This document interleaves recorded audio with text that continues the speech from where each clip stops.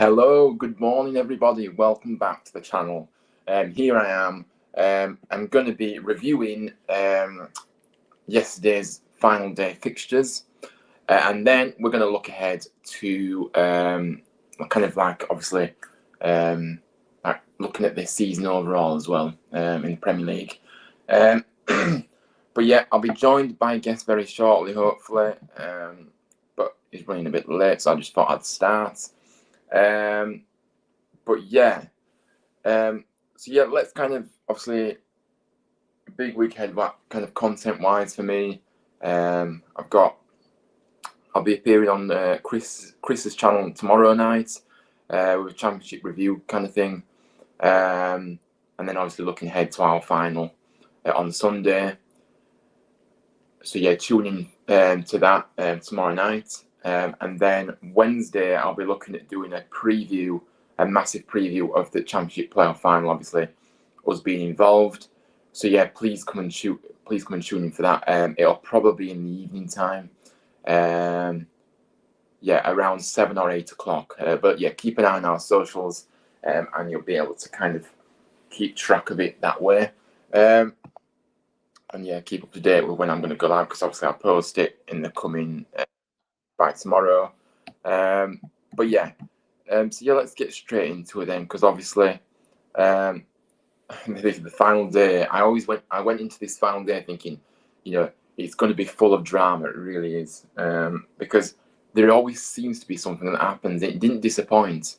There was plenty of drama, throughout. And yeah, so we're going to get stuck into the first game. So obviously Arsenal, absolutely, I kind of expected Arsenal to win, to be honest with you. I didn't expect them to win in the style they did. I did expect them to maybe, I don't know, I think I predicted 3-0 to Arsenal, I'm not sure, yeah. But yeah, obviously they ended up scoring 5. Obviously the way the game went, obviously they got a penalty early on in the opening half an hour. And then obviously they scored again.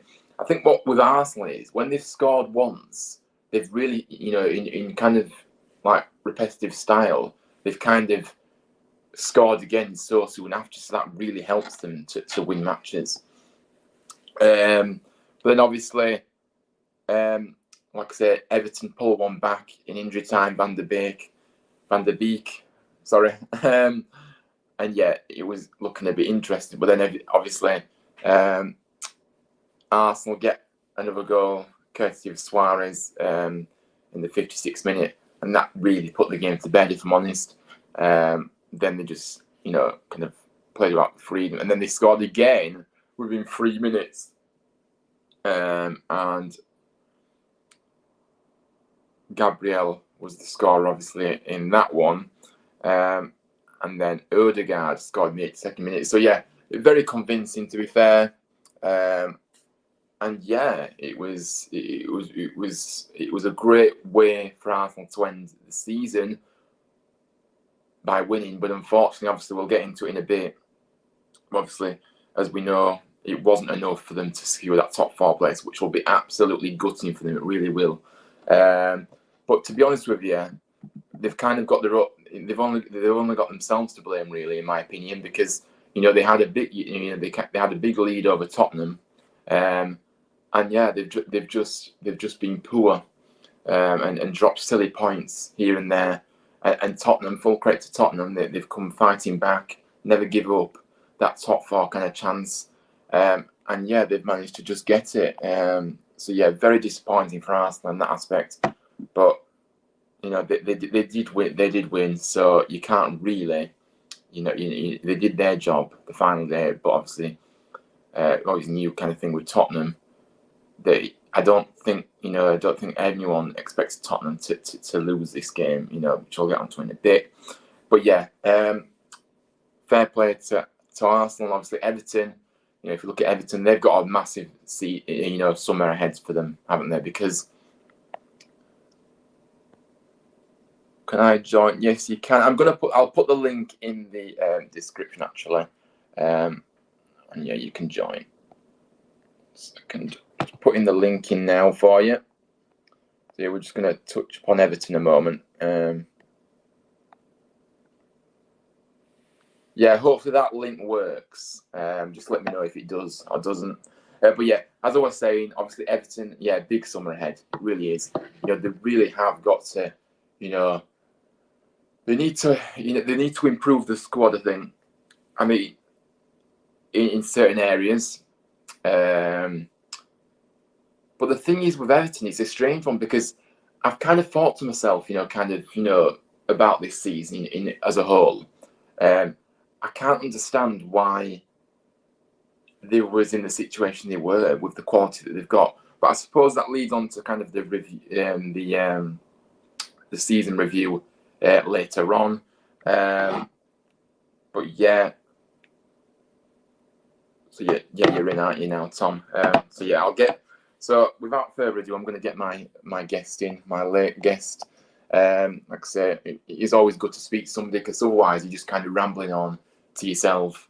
It's great still to do a short, but obviously, it's great to have somebody that you can kind of speak to and reflect on this one. So yeah, welcome on in, Tom. Welcome. How are you doing today? I'm all right, mate. How are you?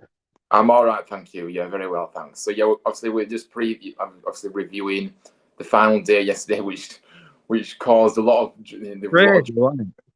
it was absolutely crazy, wasn't it? It really was. It's So like yeah, that City comeback was absolutely unreal. yeah, which we'll get into in a bit, but yeah, we'll get into detail with that game in a moment. So yeah, looking at this game, yeah, Arsenal finished the season in style, obviously. Everton, yeah, obviously already secured their safety before this match, which was a good job, by the way, because obviously did. But yeah, thoughts on this one first of all. Kind of obviously Arsenal dictated, obviously being at the Emirates, and they just came away with a convincing win. It was a weird, quite a good game to be fair. Well, I didn't watch all of it. I watched it on Match It Day, but I Yeah, just think Everton have got a massive summit. I don't even think either Emirates players want to be there. yeah, I think that's yeah. Maybe that obviously I was kind of saying just before you came on why has it gone so wrong? But yeah, I understand. I think the attitude of some players definitely not at Everton solely, which needs to be addressed for sure. Which we will get into. Like I said, we're going to be kind of reviewing the season as a whole a bit later on. It's like Rich Wilson and Calvert-Lewin. I don't think want to be there. I mean, yeah, absolutely. I mean, yeah, there's probably a lot of players that don't want to be there. To be fair, um, I think that obviously, sorry, talking about Arsenal then, yeah, they really did throw away that top four place, didn't they? Because they had a comfortable lead over Tottenham, Yeah. and they've just bottled it. They really have. I mean, I think there's a YouTuber called Expressions who was a Tottenham fan. I was seeing on Instagram last night. Is tearing into Troops. If you've heard of him, an Arsenal fan. Is been tearing into him, which was quite funny last night. I mean, I think that's Tottenham for you. They've got a good manager, haven't they? Yeah, they have. Which we'll get, like I say, when he came in, where they was in the league, which we will get into in a bit. Isaac, he said, Huddersfield to the Premier League. Come on, we need it. We need it. 6 days to go, and we can't wait for this Could do with moment. a good Yorkshire derby in Premier League. Yeah. I know, which we'll get onto in a minute. But like I say, looking at kind of watching, just touched on Huddersfield for a moment, kind of watching the YouTube content whilst they're in Portugal, and the interview with Sauber after he signed a new deal, which I'm going to touch upon with you in a moment. Yeah, it's just special. It just makes me emotional, hearing these interviews, especially Sauber. He did get me actually, really did, because you can see the passion he's got for the football club. You Yeah. see what it means. His journey that he's been on. It's so inspiring, to any young footballer out there that was wanting to make a name for themselves in the game. If you work hard, you can achieve anything, and Sauber is a prime example of that. It really Yeah. is. I'm going to touch upon, obviously, just slightly at the very end about Huddersfield, and obviously kind of talking about Sauber in more detail a bit later on, because we're kind of in the middle of something else at the moment. 1 second. Yeah, so let's have a look at this game. Yeah, another massive game, and obviously it really, it really was a really cagey game to start with. Anyway, just 1 second. Sorry. So yeah, we're going to get into this game. I think Brentford, from Brentford's point of view, I mean, they've been great this season. They really have, but from my perspective, They bottled them. they had a lot of chances in this match again because we know that Leeds give teams opportunities, and they just couldn't take them. Like I said, Ericsson was doing all he could. He was involved in pretty much everything as always. But yeah, they just couldn't finish. You know, they had a few chances from Buemo. Tony nearly got on the end of one, and yeah, and like I said, they just couldn't seem to finish. And then obviously Leeds strike first with a penalty. Yeah, definite penalty. To be fair, yeah, silly foul. Really was. Shouldn't be doing fouls away like that. Yeah, you can, and obviously coolly slotted away by Rafinha. To be fair to Rafinha, yeah, he's a great player. Let's be honest. I don't think he will be there in summer though. I think big clubs are going to come for him. He's very cool, calm, and collected, isn't he? You know, under pressure, and then obviously, Brent. Like I said, this really changed the game because you know Brentford getting a man sent off. It really did because, like I said, Brentford did equalise before. Before the sending off, they already made 3 subs as well. Yeah, I mean, obviously, Canos, great goal actually. To be fair, brilliant crossing, and Canos finished it brilliant. But then they go and get a man sent off, and that completely changed the game because before that moment, Brentford looked like they were going to get a winner. But then obviously that completely changed the game, and then Leeds end up scoring in injury time. Jack Harrison, you know, a guy that's come through the ranks at Leeds, and he's a great player, isn't he? As well. So, and then obviously that means, but we've got a few more guests to join us. Actually, it's great to have a few more guests come on. I'm going to welcome on in JP. Welcome on in. Hi, how are you doing? Hi. Good morning, y'all. So if I look rough, it's just 6.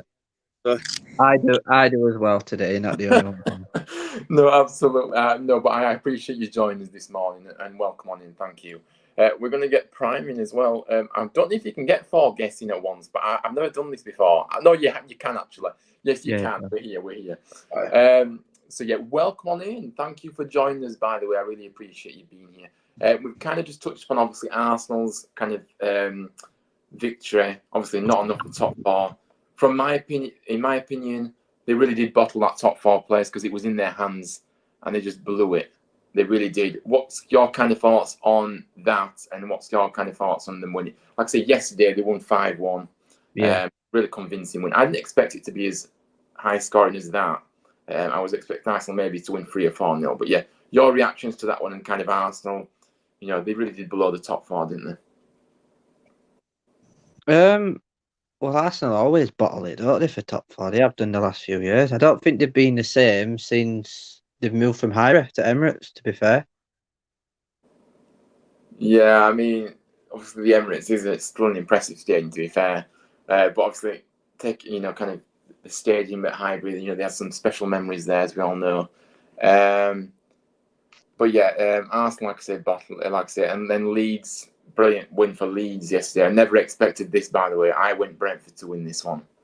To be honest, I put a bet on yesterday with my mate. I betted on Burnley to go down, Spurs to get 4, City to win the league as well, and Man U to get Europa League, and it came through. Yeah, absolutely. Obviously, this game, Brighton. I mean, yeah, I actually had Brighton to win this game, actually. I really did. So I've actually got a prediction right for once. I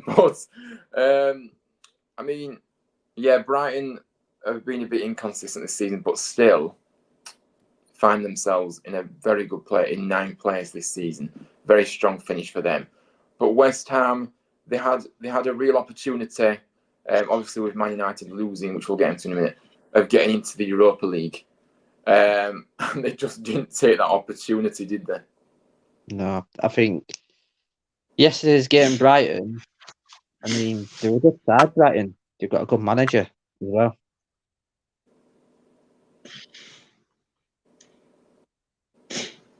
Yeah, absolutely. But like I say, West Ham, though, you know, the season they've had, it's been special, hasn't it, for them? You know, obviously getting the semi-final of the Europa League. I mean, if you look at the final in the Europa League, if you're looking at Frankfurt, I was thinking to myself when I was watching that game, I think West Ham will probably be disappointed they're not there because Frankfurt didn't really do much. No, they didn't, to be fair.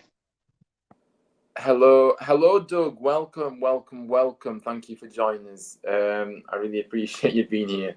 Like I said, if you do want to come on, there is always space for you, Doug. It'd be great to get you on if you wish. The link. Oh yeah, the link is above actually in the comments section. So yeah. What is it now?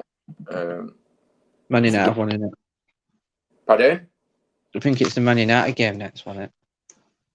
Yeah, but like I say, Brighton just looked very convincing in this one, didn't they? And like I say, I did get them to win this game.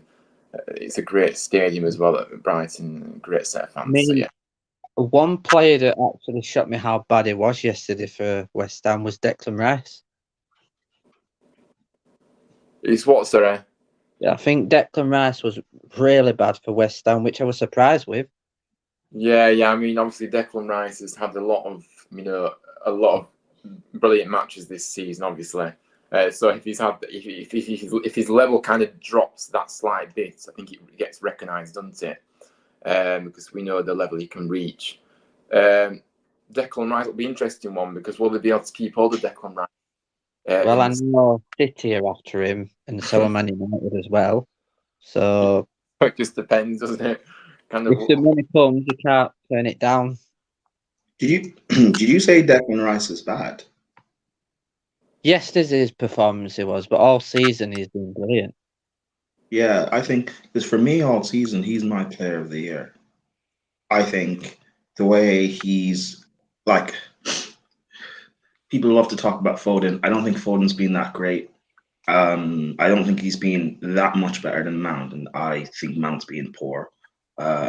Aside from the GNA he has, Arsenal fans love to talk about Saka and how he went to the Euros, missed a pen, and kicked on from there. Declan Rice in the final of the Euros was probably England's worst player. That's why he had to come off. And the way he has kicked on, because I remember the first game of the season, at the first, 15, 20 minutes, he was getting booed by, I don't know the team they were playing against, but he was getting booed by the opposition and he was getting abused and trolled by Chelsea fans on Twitter. But he is just kicked on and he's been the best DM in the league. He's been one of the best players. And, if West Ham can keep him, that's going to be a major bonus for them. Well, yeah, definitely. I mean, the way he breaks up the play, I mean, he doesn't just sit back, he actually attacks forward as well. Yeah, he's a very, very all-round great playing team. Like I say, I agree with you. He's been class, hasn't he? Like I say, it just depends if they'll be able to keep hold of him now. But yeah, great to see, obviously, Rice develop over the season. And yeah, you can tell he's really put in the work, which is credit to him for that. Rice is a quality player. Obviously, he's West Ham's best player. Yeah, absolutely. Foden has been very highly overrated this season. And by the way, welcome on in, Tyler. Thank you for coming in. I really appreciate that. JP, what's your thoughts been on Declan Rice this season? Because he has got stronger and stronger as the season's gone on, and like I say, he's been absolutely outstanding, hasn't he? It is very unusual to see how his performance was yesterday. I mean, it was kind of hard to believe because I was distracted or watching the other games, but it just seemed really bizarre. I wasn't sure that it just came off of him essentially kind of being held hostage at West Ham. So I wasn't sure if this was just like who cares type of performance, or he's like I don't even want to be here type of performance. But it's true that maybe it's just when it matters, he doesn't show up for West Ham. Like it's like you said, or not even West Ham, but even for any big games like in the Euros, and then what could have helped if they had won, would they have gone into conference since Manchester United lost, or were they stuck in conference no matter what? Yeah, no, they would have gone above Man United had they won. Yeah, so yeah. I mean, in all fairness to him, Brian has a good side, and It looked like they just wanted to win and just go straight down to the beach. So they, but it's a tough team that they have, but it's probably going to be one of their last good performances until like their team gets picked apart. We see that Cucurella's trying to might head out. Soon is Yeah. being sought after, and they just have a good all around squad. With Maupay and Lamptey, and so I mean, just expect them just to be picked apart by other clubs after this season. Yeah, absolutely, and that's the problem, isn't it? Obviously these kind of players, that you talked about, yeah, they're probably going to lose quite a few players this summer, obviously with interest from other clubs. So yeah, which is a shame because, like I said, they're a great team. They've shown the qualities this season, and to finish, like I say, in 9th place this season, it's a good achievement for Brighton. Like I say, I think Graham Potter, like you say, a great manager for me. I think he's really growing, and learning every single day, kind of thing. And yeah, fair play to him. I've been since the start. I didn't know you was here, so I'm welcoming you because you didn't actually say. But yeah, thank you for that. As I say, tuning in from the start. I appreciate that. So let's go on to the next one. So yeah, this was absolutely massive for Burnley, as we all know. It was in Burnley's hands going into the final day, and yeah, I mean, I kind of covered this game on another channel, and. Yeah, Burnley's slow start yet again really did cost them. Like I said, giving away a silly penalty, by the way, in the opening 20, but they just couldn't really get anything going in them opening exchanges. And it really did cost them because, like I say, they went into half-time, obviously 1-0 down. And then, like I say, they concede again on the hour mark, and then you're thinking to yourself, they really are doomed. And obviously, especially with results coming from the Brentford Stadium about Leeds as kind of it was obviously sending Burnley down. Obviously, to be fair to Burnley, they did fight back, but unfortunately, it was too late at that point. I mean, to be honest with you, and it wouldn't have made a difference even if they would have got a goal because it still wouldn't have been enough. Because at one point, a point would have been enough. It kept swinging, there were lots of twists in this one. But yeah, Burnley, I really do fear for Burnley next season. I really do, because this is really damaging for them. The debts that they've kind of accumulated as well, the players that they're going to lose. The problem is with the players that they're going to lose. Burnley are going to be a completely different squad next season. They really are, and. Yeah, it's unfortunate for them, but yeah, it's the way it goes. And like I say, I go back to it. The fact that they got rid of Sean Dyche, that was completely the wrong decision.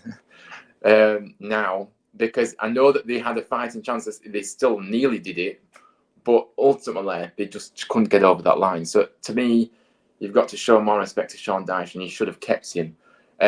What are your thoughts on that comment I've just made, Tom, about obviously Sean Dyche and how they handled the situation? Because I thought he deserved better than that. Show more respect.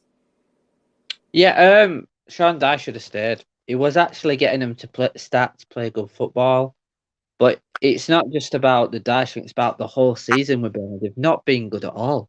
No, yeah. No, I mean, they play long ball all the time. They never go along the floor. I mean, it's just old-fashioned long ball, isn't it? Yeah, the problem with Burnley is what's wrong with that? But what's wrong with that though? Like it's effective, yeah. It's effective, yeah, and it keeps people complain about the likes of Burnley or Stoke back in the day or West Brom. Then you see teams like Leeds, for example, and how open and expansive they are when they play, or Norwich, the last 2 times they've been in the Prem, and they immediately get relegated. Like, I'd rather play a style of football that, sustainable and will make me achieve my goals, whether that's winning a league title or a Champions League or making sure we stay up in the Premier League. That's the best style to play, whatever that can get you to achieve your aim at the end of the day. Yeah, absolutely. The thing with Burnley, though, the problem with Burnley is they just haven't scored enough goals. The defensive side, they've conceded quite a few, but they've not conceded as many. They've had too many draws as well at Burnley this season. Now, obviously, if you turn them into wins, that means you go higher up, obviously. So, yeah, they've really struggled to score goals, unfortunately. JP, what's your thoughts been on Burnley this season? Because obviously it's been a tough season for them, hasn't it? And they've really struggled, let's be honest. But yeah, it's a shame because I like Burnley. I think they were a great run club, great fan base, great set, just a great football club. It's a shame that they've been relegated yesterday. Well, I actually was predicting them to stay up. I mean, it was in their control from what it looked like. But once you see that Brentford were falling back and then Newcastle taking the lead, it's like, okay, it's kind of now we need to see what's gonna happen, even with them pulling one back. And wanted to touch on what Prime said is to say, yeah, there is nothing wrong with like how the playing style was, that because it was working to the point where yes, they drew so many times, but it could have been worse. It could have been like losses. And the biggest issue I have is because you can see teams, and even if they don't play the most exciting football or their style play isn't as getting them like 3 goals a game at least, it gets heavily criticized. Like, and this is coming. I mean, I saw that as a Chelsea fan. Please forgive the shirt, by the way. But as a Chelsea fan, like, you remember how when Jose Mourinho was on his second stay there, he was playing like parking the bus. People were criticizing it. This is boring football. Like this is cowardly. Didn't he bring a title?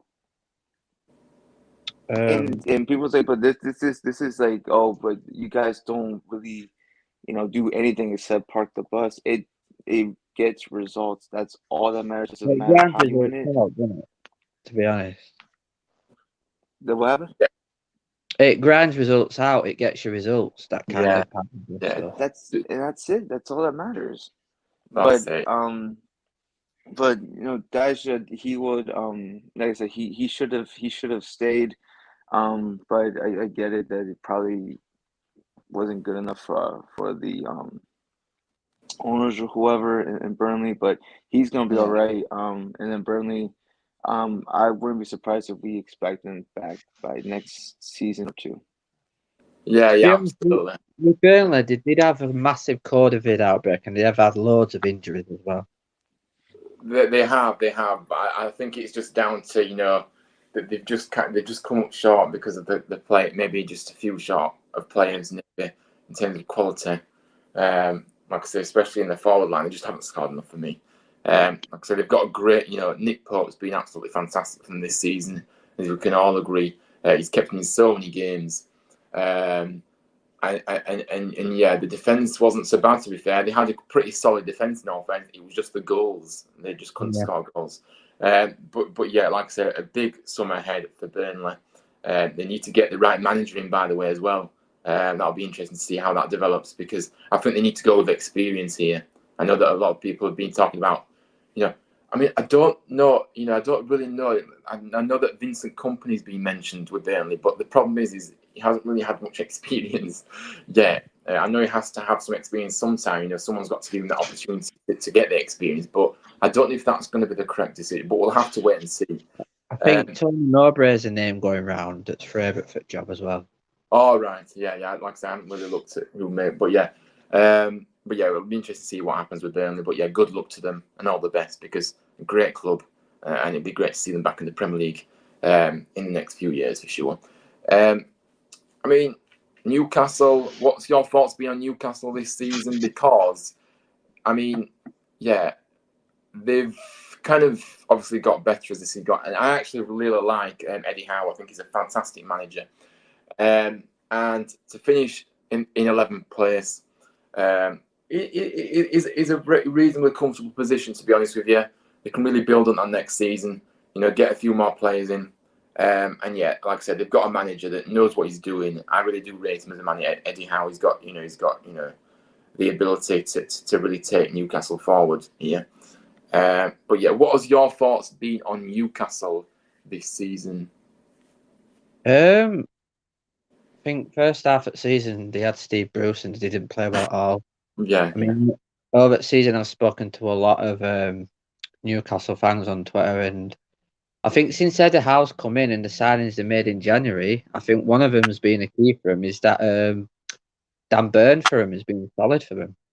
And Joel Linton, when Eddie Howe came in, he's gone from a striker to a midfielder. He's really formed him, hasn't he, though? Joel Linton kind of started off slow, didn't he, when we saw him at Newcastle at the start, but he's really, really come on now, and he's producing a lot more than he did, last season. But yeah, massive summer for them as well. They've got to get every signing right of Newcastle in this for them. Yeah, they definitely have to do that. And like I say, it'll be an interesting summer for all. I'm really excited to see how kind of the summer turns out and see what happens, there. But yeah, we'll have to see. But yeah, Newcastle finished very well, and yeah, I think they can really push on next season and improve their position. This finish with this season.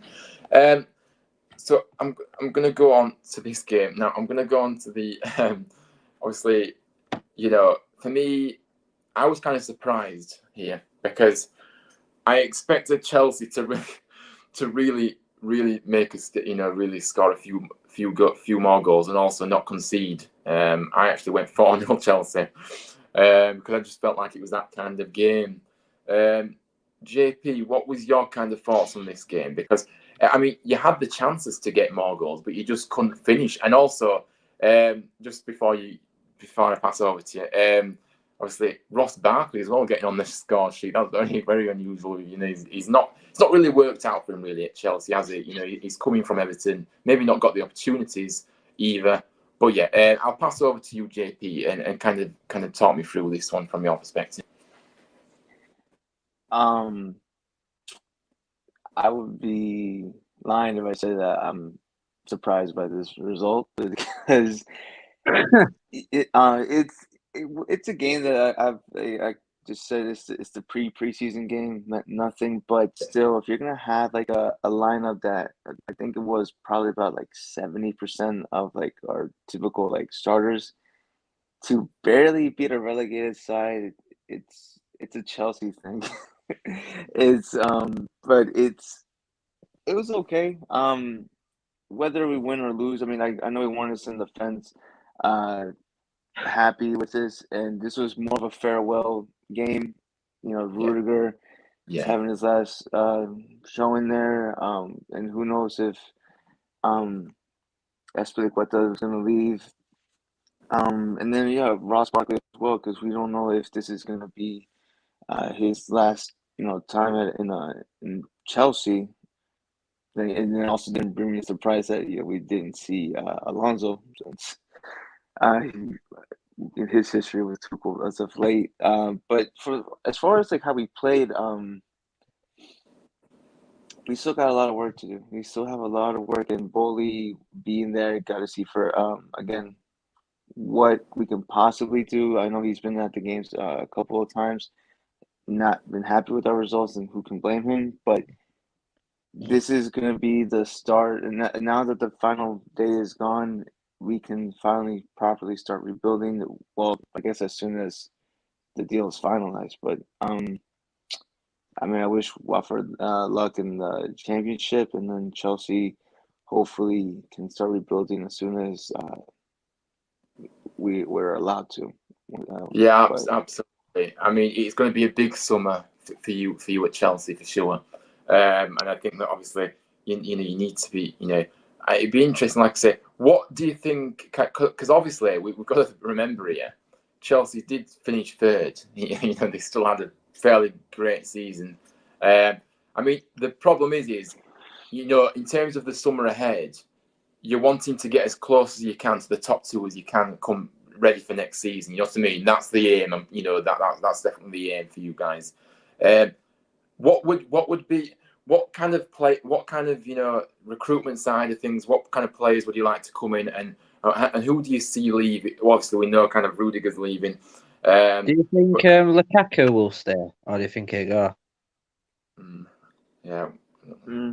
If anything, we'll give him one more season. It is everyone in U.S. to say Lukaku needs to leave, and that is absolutely true. But to kind of give out or give up on $100 million over one season is kind of unfair, and also we also have to think who can take the wages for him, Yeah. and unless it's PSG or another big money, I don't know if Newcastle wants to take a risk with their new money, but if we have to keep him, we have to keep him, and it's.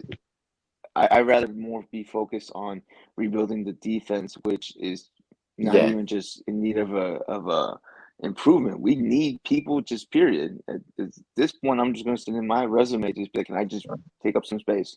I promise I won't do nothing bad. But it is. I mean, look at it. Alonso's going. Rudiger's going. Aspilicueta's going. I think there's So one youth player that you've got at us, Levi Colwell, who I think you should give a go in your first team. I really do. Yeah, I've said I that. won't be Yeah, surprised. yeah, And now I'm worried because I want Huddersfield to go up and be promoted, but then when that happens, what does that mean for Levi? Does he want? Yeah. Does he get to stay at Huddersfield for another loan, or does he come back to us? And if it's in the chance that Huddersfield stays in the Championship side, that would just be more incentive for him to come back to Chelsea and get that first team Where do you starting see time. Timo Andrew in, who's on loan at us as well from you? Do you think he's got a future at Chelsea? Not right now. He's definitely someone that needs some more loan time. It's gonna be the same thing for like the likes of Billy Gilmore. I think he might be ready for not like a consistent starting time, but at least I wouldn't mind having him like in our bench and then just have him go. Yeah. But Rangers are expected to take him on loan, and Andrew is going to be another one to be on loan still. Yeah, absolutely. And like I say, the thing with Tino Tom though is that he's had still an injury. Hasn't he? injury prone, which is an issue. We all know this. And Colwell, to be honest with you, if we get promoted, I'd love to see Colwell back at us. I really would, and why wouldn't you? Because he's been absolutely brilliant for us this season. He really has, and I can't believe he's at that age. He's still only 19. He's only 18, and that's He's 19 now. He had his oh, he's birthday. 19 now. So Sorry. yeah, He's a man now. so yeah, he plays way above his years. He's just been outstanding. The difference he's made to our defence this season, yeah, just unbelievable.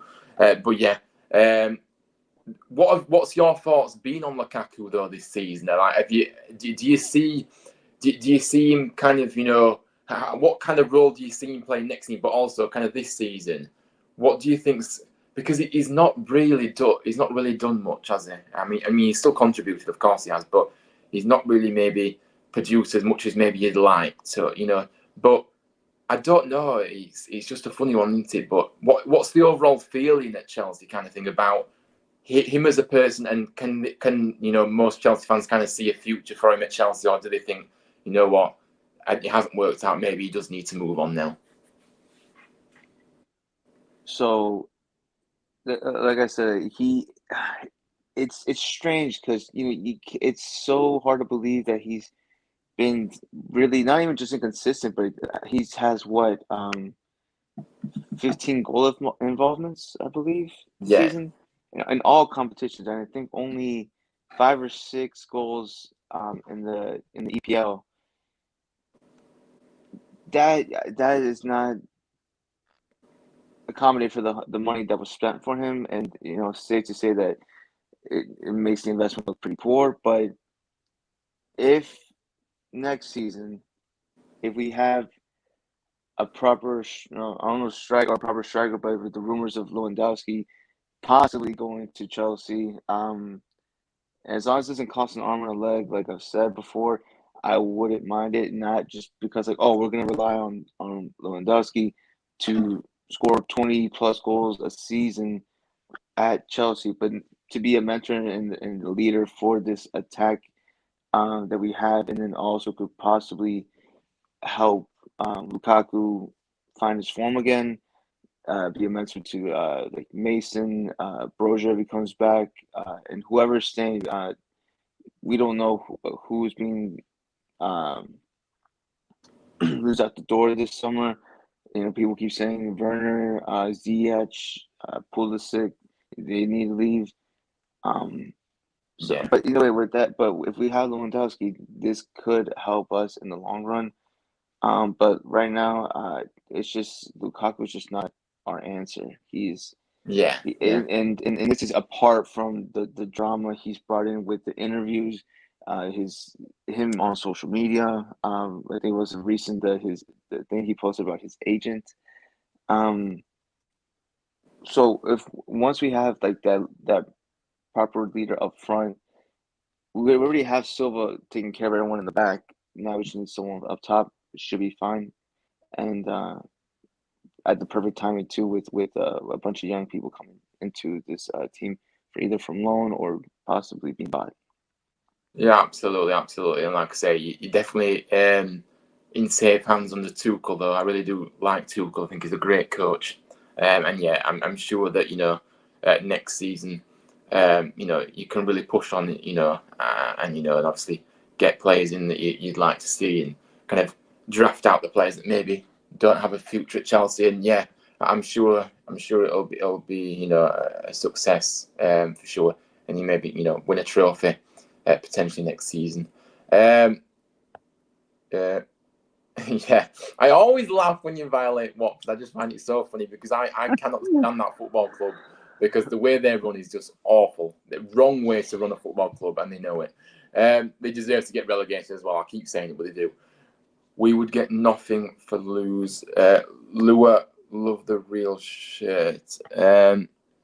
Not sure. What does he mean?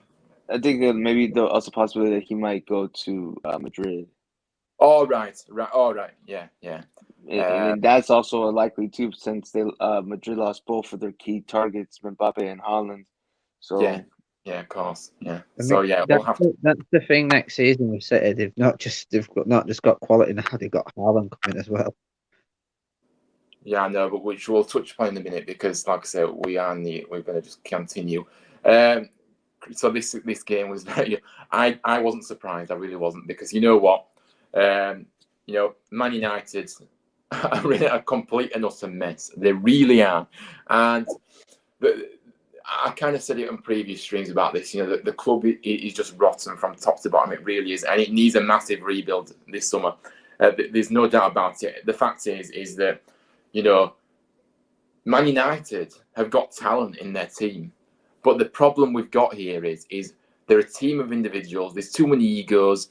You don't see them running around the pitch. You don't see them really passionate about playing for Manchester United. They give off the horrible vibes.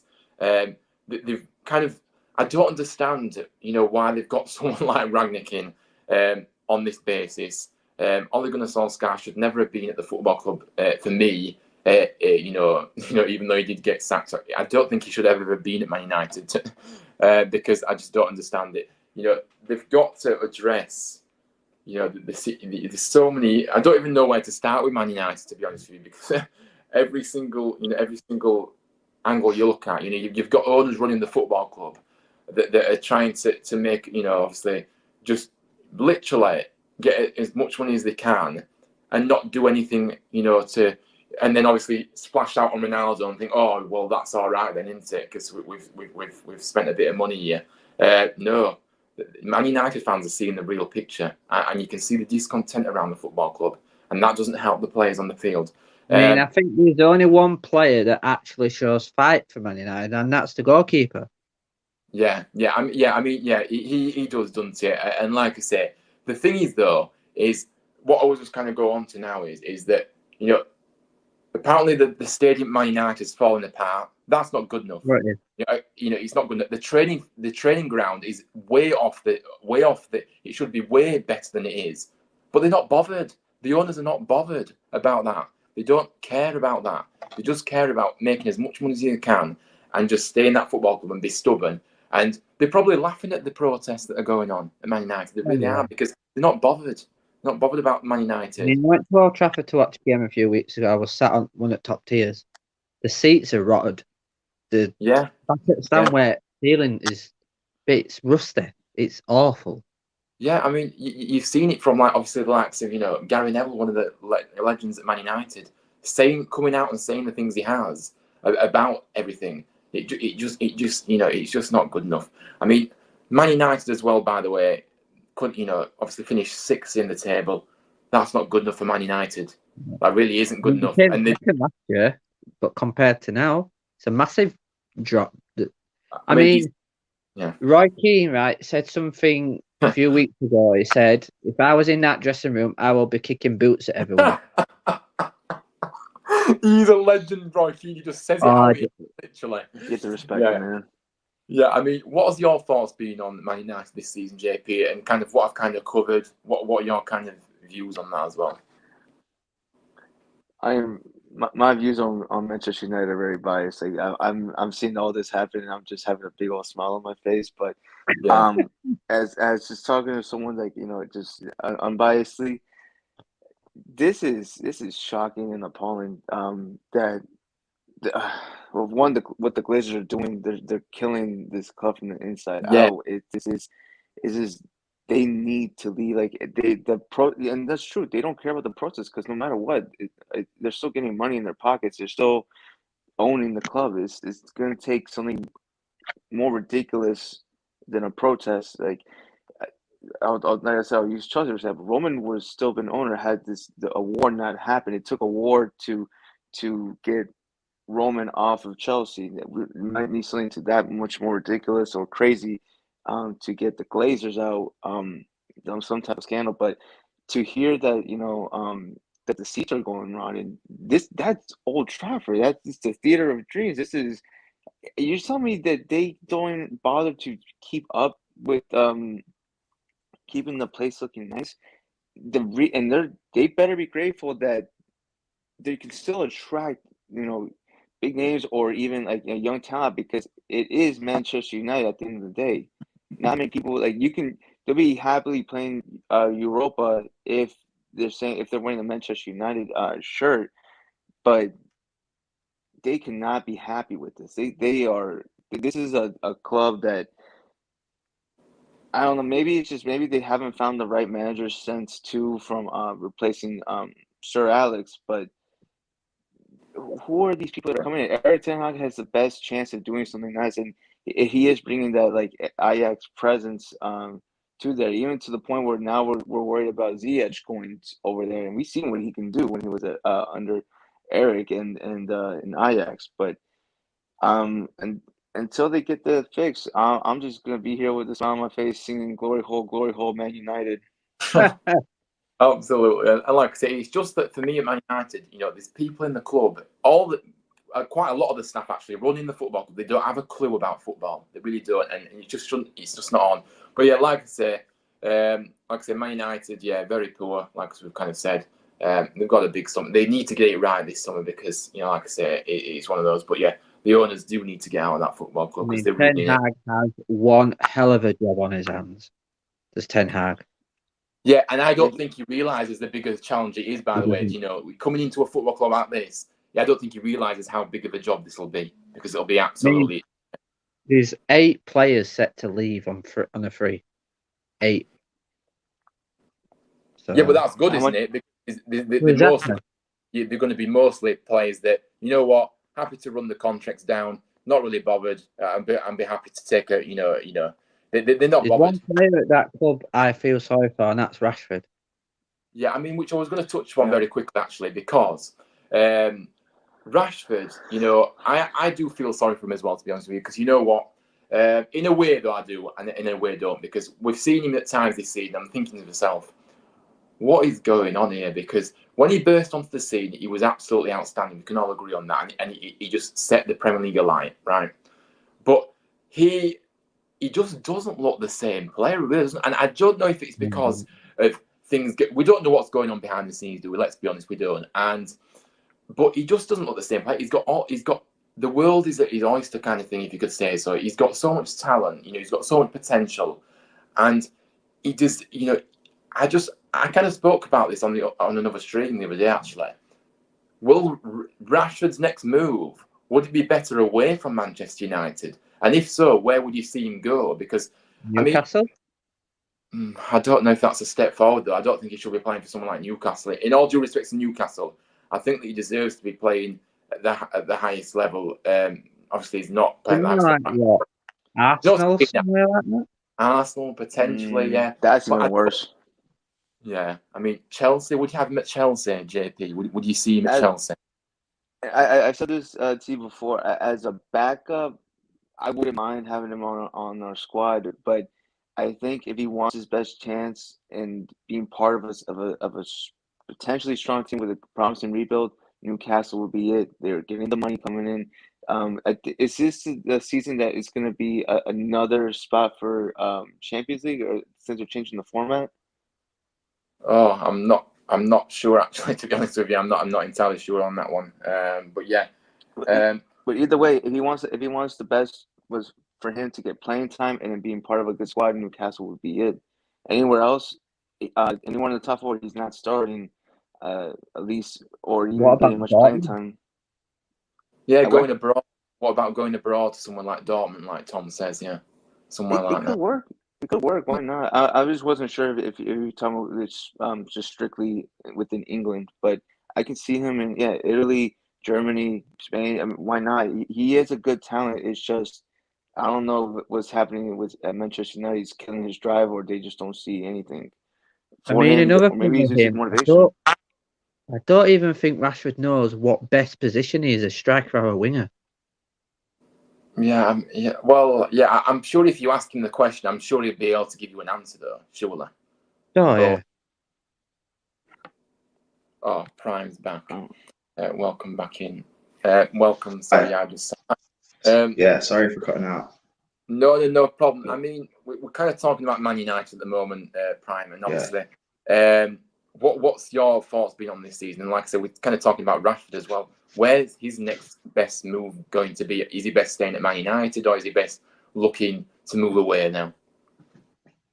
What's happened with United has been real shock, like for everyone this season. Like I know some people were saying, title race. I thought, they would be in it and they'd be the first one to fall away by like December. Where we fell away in the title race is where I expected United to fall away at that point. And we'd go on a little bit longer than fall. But I don't know. It's been very.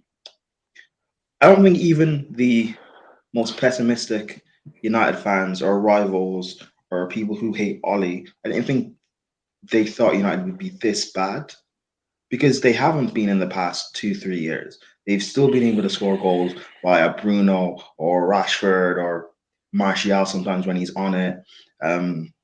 Obviously, what happened with Greenwood, it's horrible what he did, but he is a source of goals, and that doesn't help. United's defense has been a lot more solid. Again, in previous seasons, Maguire has been, whether you rate him or not, he's been nowhere near this bad. Wan-Bissaka has been nowhere near this bad. Luke Shaw, I don't rate, but he's been nowhere near this bad. Yeah, it's just been a shambles, and people want to blame Ronaldo, but he's been the only one. Him and De Gea have been the only two players for United who've actually consistently turned up and performed. Ronaldo's 37. All he can really do is score goals when you give him the chance. I don't know how people can blame him for scoring goals. It's weird. As for Rashford, I think he needs to leave. Like, people forget how much of a talent this guy actually is, or he was when he broke through, and the consistency. His goal output, up until last season anyway, his goal outputs were up there with the best inside forwards in the world. And then last season, he was playing the last half of the season through injury. Ollie didn't take him out. Instead of him getting surgery during the summer, he went to the Euros, didn't even play, and now this season has been mainly him rehabilitating and then coming back into a Man United team that is so drained and depressing and down that they've also sucked him down with him, and everyone's now blaming Rashford. But the past couple of years, he's been the only one of the few players dragging Man United to wins, dragging Man United to third, dragging them to second. I don't get the hate towards him. I think he needs to leave that environment. Would I take him at Chelsea? Yes, in a heartbeat. Because whether or not you rate his technique, he can score goals, and he is the profile of player we actually need in terms of an inside forward. You know, if we're going to build through Havertz centrally, we need players either side of him that can get goals. And that was supposed to be Timo Werner. Pulisic can't do it on a consistent basis. And I don't even think that's his sort of profile role anyway. Callum can't score goals or really create it either. I know Mason Mount had a good goal output this season, but on a consistent basis, he's not a goal scorer. Ziyech isn't a goal scorer, even though he can score the occasional wonder goal. Like Rashford can do that, and you know he's someone I would take at United. I think he should leave. Maybe if he goes to Italy, look what it's done for players like Tomori, Giroud, Chris Smalling. He'd get offers from Spain and France. I think it wasn't too long ago that Barcelona wanted him. PSG were looking, Real Madrid. I think, especially now there's no tournament this summer, if he works on getting fit again and getting back to his best, if Ten Hag doesn't want him and he's up for sale, teams should go in for him. Again, I don't know about you guys, but I'd take him in a heartbeat. If there's a big merry-go-round of transfers, because Mbappe is staying at PSG, yes. But if Neymar ends up leaving PSG and then Dembele's on the move and this player and that player, there's no reason why he can't be at a big club. If Gnabry's leaving Bayern, why can't he play for Bayern Munich? Or why can't he go to Dortmund now that Haaland's gone? I think his best position is as a that left winger, left inside forward, where he's allowed to score goals, like what Salah's allowed to do, what Mbappe is allowed to do. Gnabry, Sane.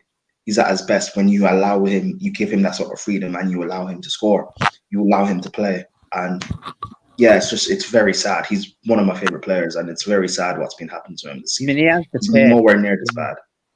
He has pace as well. Yeah, he has a lot of pace. Yeah, and it's been difficult to seeing him kind of struggle. Really has struggled. Yeah. Really, and it's just not nice to see because we can see what he's got so much talent. But yeah, I'm not really surprised. Like I say, the atmosphere at Man United is so toxic. I'm not surprised that he's just really struggling maybe. But yeah, moving on kind of to Crystal Palace for a second now. Let's talk about obviously them this season. I mean, Patrick Vieira, what a fantastic job he's done for this football. He really has. He really has turned the kind of. He's turned a lot of positivity. He's really, really helped Palace, but he's really getting the best out of the players that he's got, and I just really rate him as a manager. I really do. What is everybody's thoughts on Patrick Vieira this season? Because I'm sure you all agree he's done a fantastic job, and I can see him really building something at Palace as well, and then obviously potentially getting no disrespect to Palace, but maybe a bigger job in the coming few years. I think he's come in when there were a load of players that are just left, and he's got the best out of them. I think Conor Gallagher, we brought in on loan, has been absolutely sensational for him. Yeah.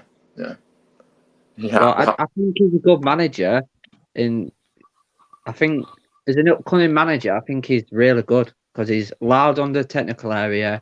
He's passionate. He doesn't like losing. He wants to do well.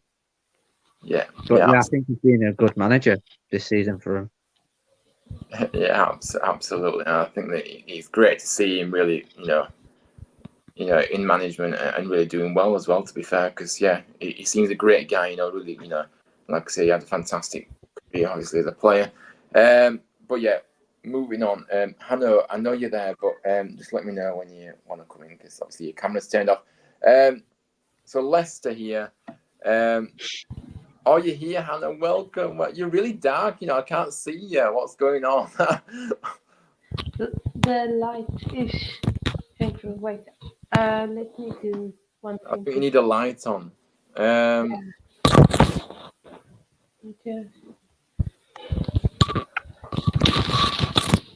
Anyway, while you sort that out, obviously Leicester kind of finishing the season off with a win.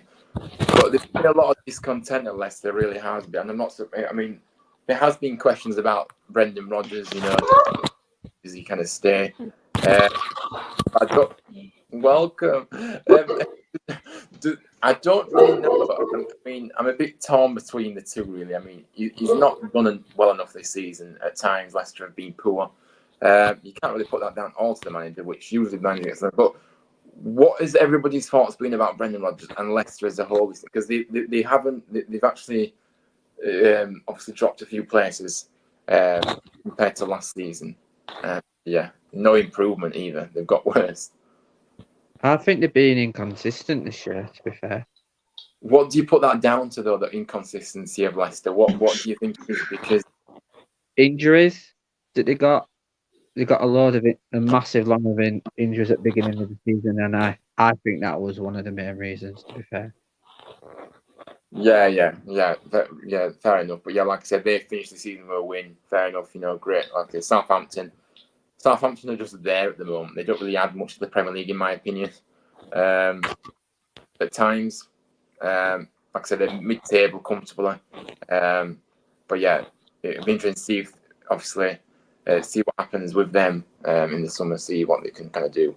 But anyway, we're going to look to the title race a bit now. Obviously, going this, it was exciting. It was so close, wasn't it? Between. The Flash, kijk dit. It was so close between two fantastic football clubs. It's been a brilliant battle for the title this season. It really has. And yeah, obviously going into this, right? Yeah. Who is KDH again? I've forgotten who it is. Oh, he's talking about KDB. Dewsbury Hall, yeah. Yeah. Dewsbury Hall. Yeah, I mean, touching on Leicester, yeah, Dewsbury Hall has really come on this season. Actually, to be fair to him, he's, like I say, he's put in the hard work, but he's also got the talent. But yeah, he's been given an opportunity as well, and yeah, he's really taken it, and that's all you can do, really, can't you? And yeah, he's got better and better as the season gone on. So yeah, he's definitely been a star performer for Leicester. Apologies, no worries, Hannah, no worries. So yeah, he has had a fantastic season, to be fair. So yeah, good point there. So yeah, we're talking about Liverpool now. I mean, Liverpool have I kind of see that game against Tottenham where they kind of lost the league. I know they nearly actually got the league, because at times there were loads of twists in the title race throughout the afternoon as games went on. But yeah, Liverpool have been really, really brilliant, haven't they? And like I say, they've got another game on Saturday in the Champions League, which it'll be interesting to see. But why do you think that Liverpool have kind of just come up short? Because obviously Manchester City are absolutely outstanding, aren't they, as we all know, but so are Liverpool. So it's the fine margins, isn't it? What do you think's given City the edge over Liverpool this season? Just. It's hard to say because but on a consistent basis, week in, week out, they just get better.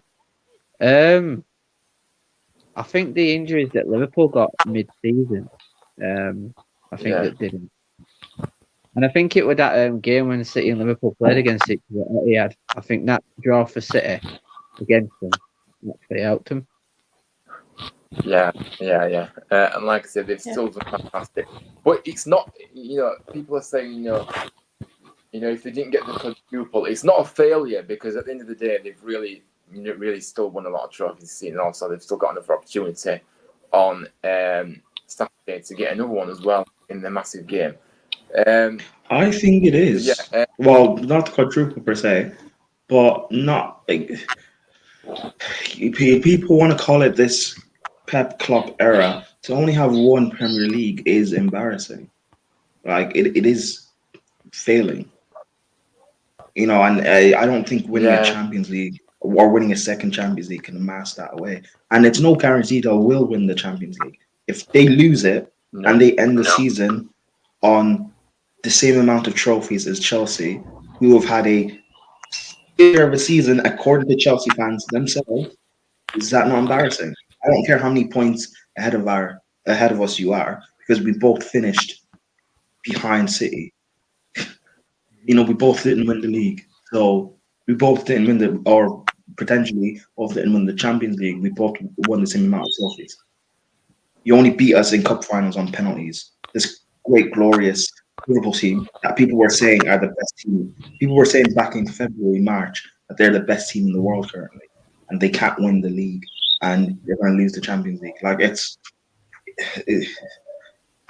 bad. Like there's no way to sugarcoat it or to go about it. People can use the excuse of the money City spend, but yeah, Liverpool have better squad than City now. So I don't know. In my opinion, it's bad. I don't know what everyone else thinks. Yeah, what is everybody else's thoughts? Liverpool. Hannah, come on in and speak to me about this one. What are your thoughts on it then? It is absolutely embarrassing for Liverpool. Yeah. Straight up, just says it. We have had injuries, COVID, ownership, and sanctions. Jurgen Klopp, if he doesn't win this Champions League, he's a fraud. I'm telling everyone, he's a fraud for not because how he how does he drop points against Spurs, Antonio Conte Spurs, away from home and at home? Wow, you got this unbeaten record. Well, it's not that unbeaten. Spurs almost one day, Chelsea almost one day, City almost one day. Yeah, Yeah.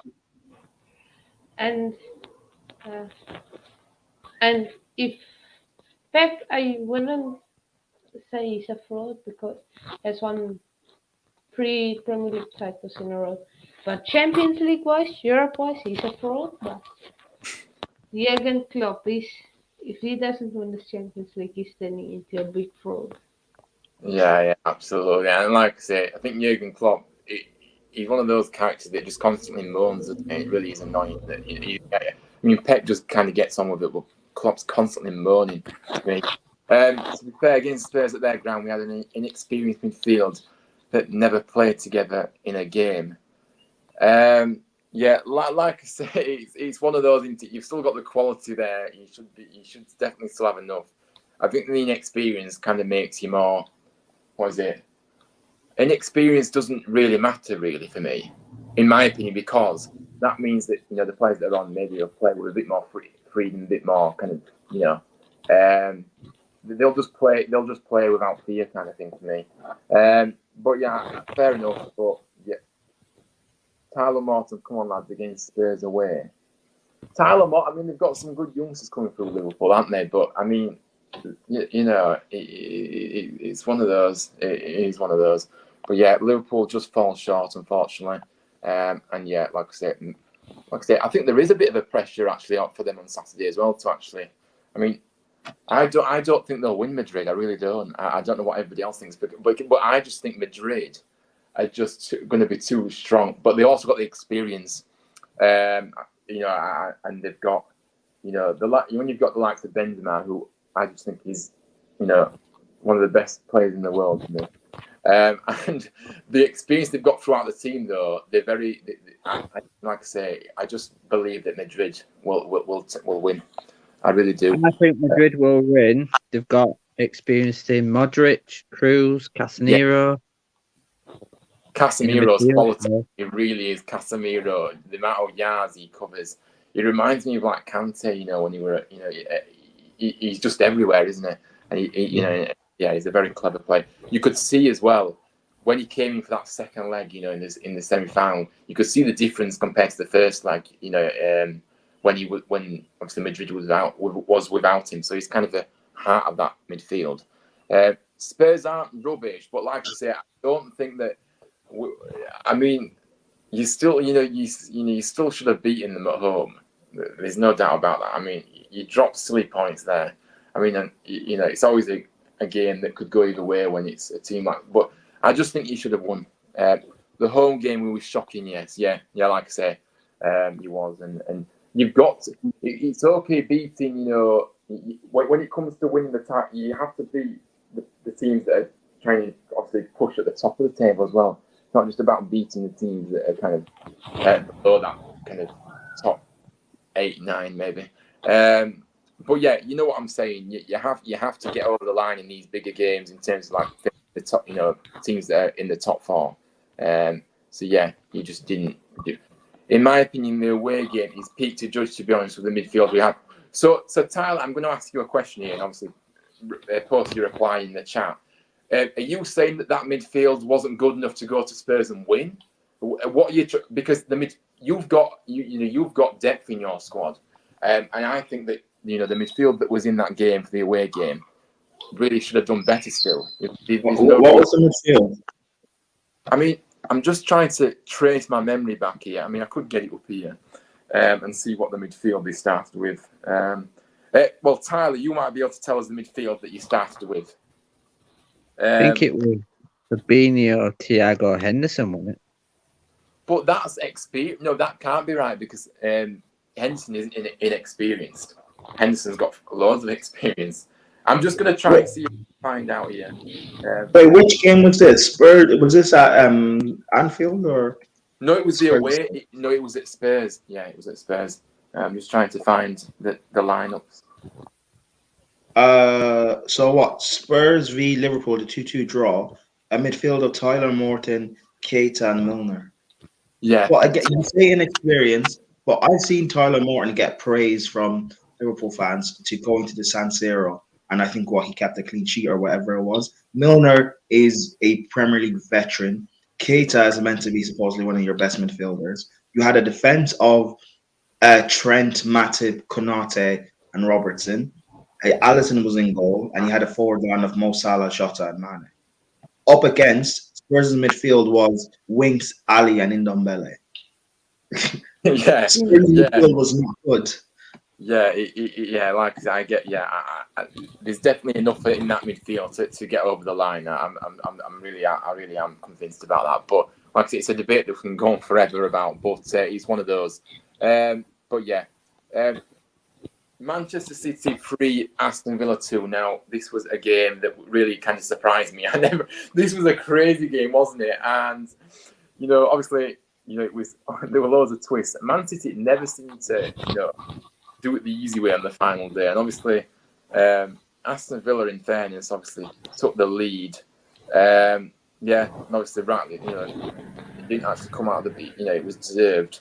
And obviously, Coutinho's been absolutely outstanding for Villa this season. I think that, if Gerrard wouldn't have been there, I don't think Villa may have attracted a player like Coutinho, if I'm honest with you. Because a lot of players will probably be thinking to themselves, I know Villa is a big-ish club, but, with Gerrard there, they want to work with Gerrard. And I think that's kind of swayed it in, their favour.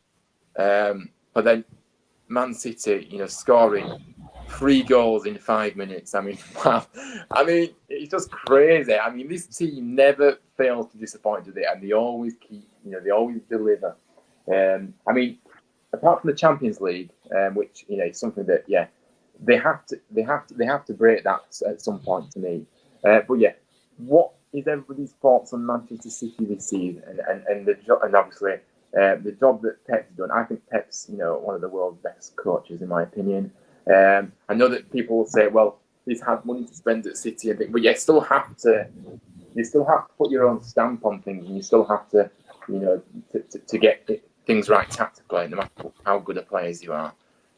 City deserved winners of the Premier League. Do we all agree with that one? Yeah. They hadn't even played with a striker. Yeah, it's crazy. Yeah, it's crazy. I mean, brilliant manager. I'm going to put my neck on the line here. I think he's the best since Fergie. Really? That is a bold statement. Because what Fergie achieved in the game, I don't think anybody will ever be able to replicate that. Because he brought something to Manchester United. I don't ever see a manager like him, to be honest with you again. But I'm Pep's one of the new generation coaches, and he's absolutely fantastic. And he's a long way, let's say. It's the way that it's where City pass the ball and how quick they pass it and how quick they get forward.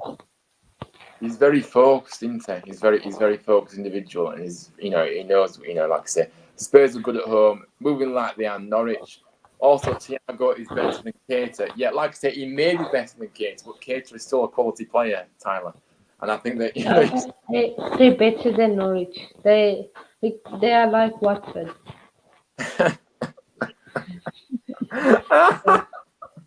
Oh God.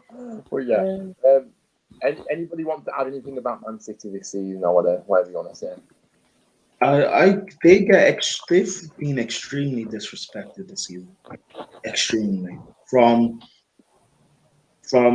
people saying Chelsea would win the league ahead of them to the pundits, Liverpool fans, because they've got such a massive fan base. Everyone wanting Liverpool to win the Prem and acting as if, like, first of all, it wasn't 14 points; it was like 7, 1, and 2. People acting as if this miracle on the final day would happen, as if Disney fairy tale would rise from the ashes.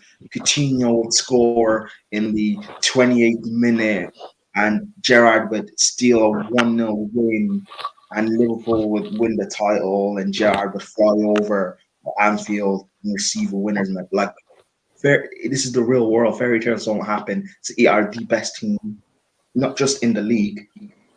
This is, I'd probably say, the greatest team I've seen in Premier League history. I've seen Jose Mourinho double winning team. I've seen City win it 3 times on the bounce. I've seen Ronaldo, Tevez, and Rooney play up front in this league and terrorize. This is probably the greatest team I've seen. And for people to think that Klopp is on the same level or better, he's not. Klopp, in all honesty, like, I'm not going to swear on your channel. I don't know if we're allowed to, but in all honesty, Klopp only has 1 title. It's the same as what Chelsea have. When you look at trophies won in this Klopp-Pep era, I think we're only probably 1 trophy behind, and Chelsea have been poor since Pep has came to this league. It just goes to show we're not doing that well, but because they have this tag as underdogs, and everyone loves an underdog, they get propped a lot more. Or because their points total are close. Who really cares? Chelsea's during City or United's 3 on the bounce that they won. I swear one of those seasons Chelsea's points total was close to them by like a point or 2, but we didn't get popped up because we lost. We failed. Big whoop. Yeah. And I think that year we won a domestic level as well. I'm not wrong. Yeah. But you failed. Like, we're not going to celebrate failure.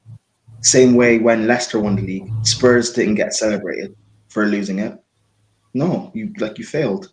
Move on. Try win it next season. It's 1 title in 32 years. We're not going to celebrate that like it's an achievement. You're meant to be a big club. What you're doing. People can talk about the money and everything, but they're the best ran club in the world for a reason. You've got the best manager in the world for a reason. You've got the best players in the world for a reason. What Liverpool are doing, I don't really care. It's not, you're not winning anything or the big trophies at the end of it. Is it really that great?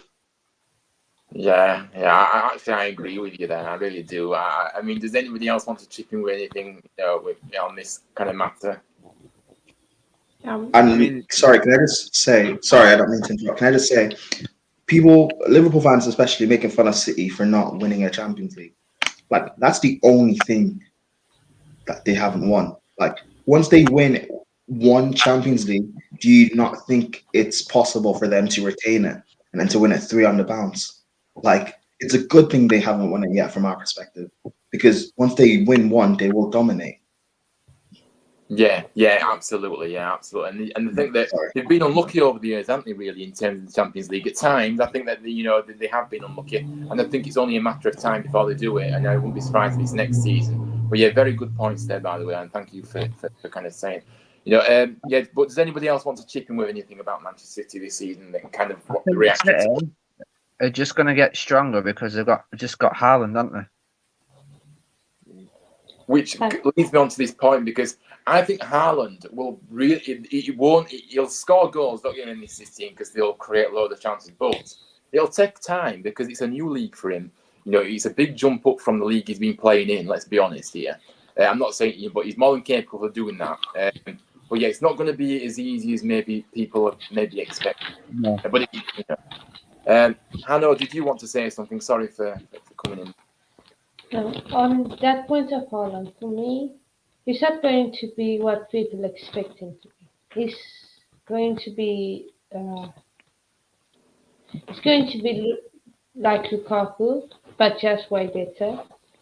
But his first season or first and a half season is going to be poor because the City team.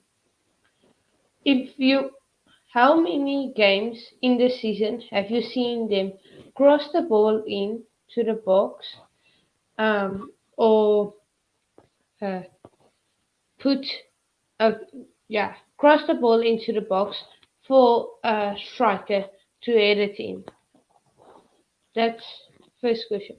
How many times have you seen City counter attack? Because most of the time they dominate you. So, and Haaland thrives in a counter attack. If you look at Dortmund, most of his goals are from counter attacks.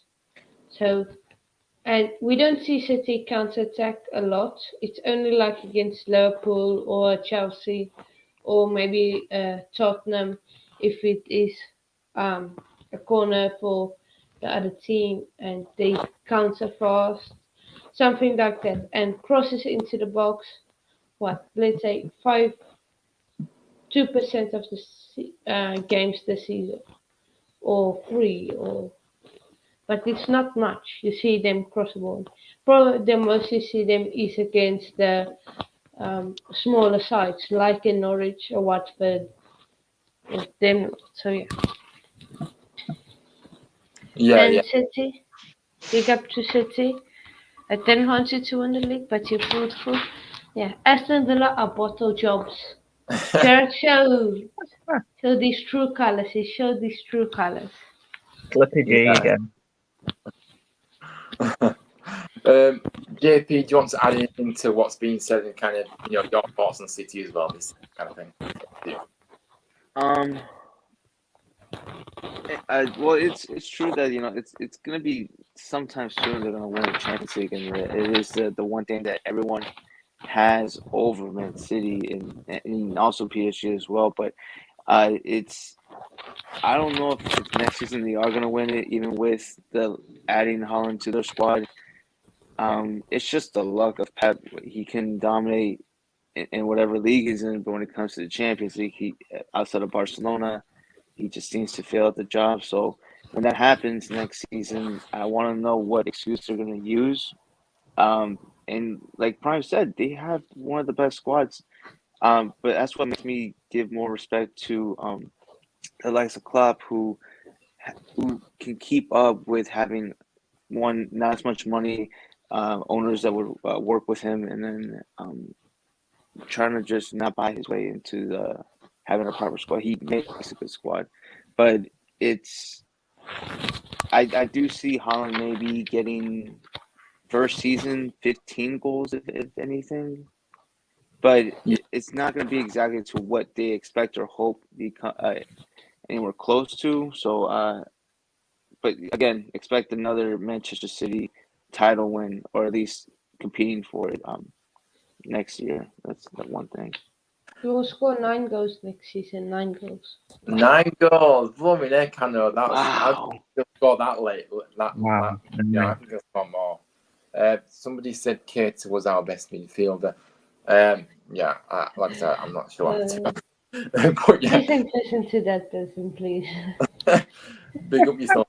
You British chap, thank you for coming in. I appreciate that. I really appreciate it. But yeah, definitely Manchester City, one of the world's best. It is interesting though that obviously they haven't been able to get over the line in the Champions League. I don't know what it is about them. It is a difficult competition to pass, but the quality that they've got, surely their time will come very soon. I mean, I think Jack Grealish has been a bit of a flop at City this year, I think. Which I was going to mention, actually, yeah. So let's talk about Jack a minute, because I disagree, actually. Because I think that, You know, when you've seen players come in for that amount of money maybe before, it does take time to settle in, and it does take time to settle in a team like City. You know, and I think that he's contributed a bit.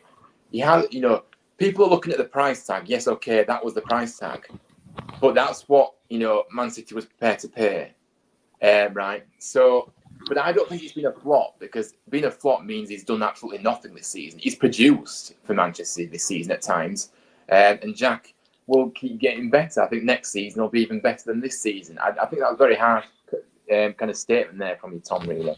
But yeah, what's everybody else's thoughts been on Jack Grealish this season then? Because obviously it has taken time for him to adjust. But I think that was expected, surely. I mean, you have to acknowledge that, yeah, like it was at his age, it was a lot of expectation, and to play in one of the best run teams in the world, it kind of does bring that pressure. And I don't know, I do say that he, in that sense, has been a flop, even though he can and has produced a little here and there.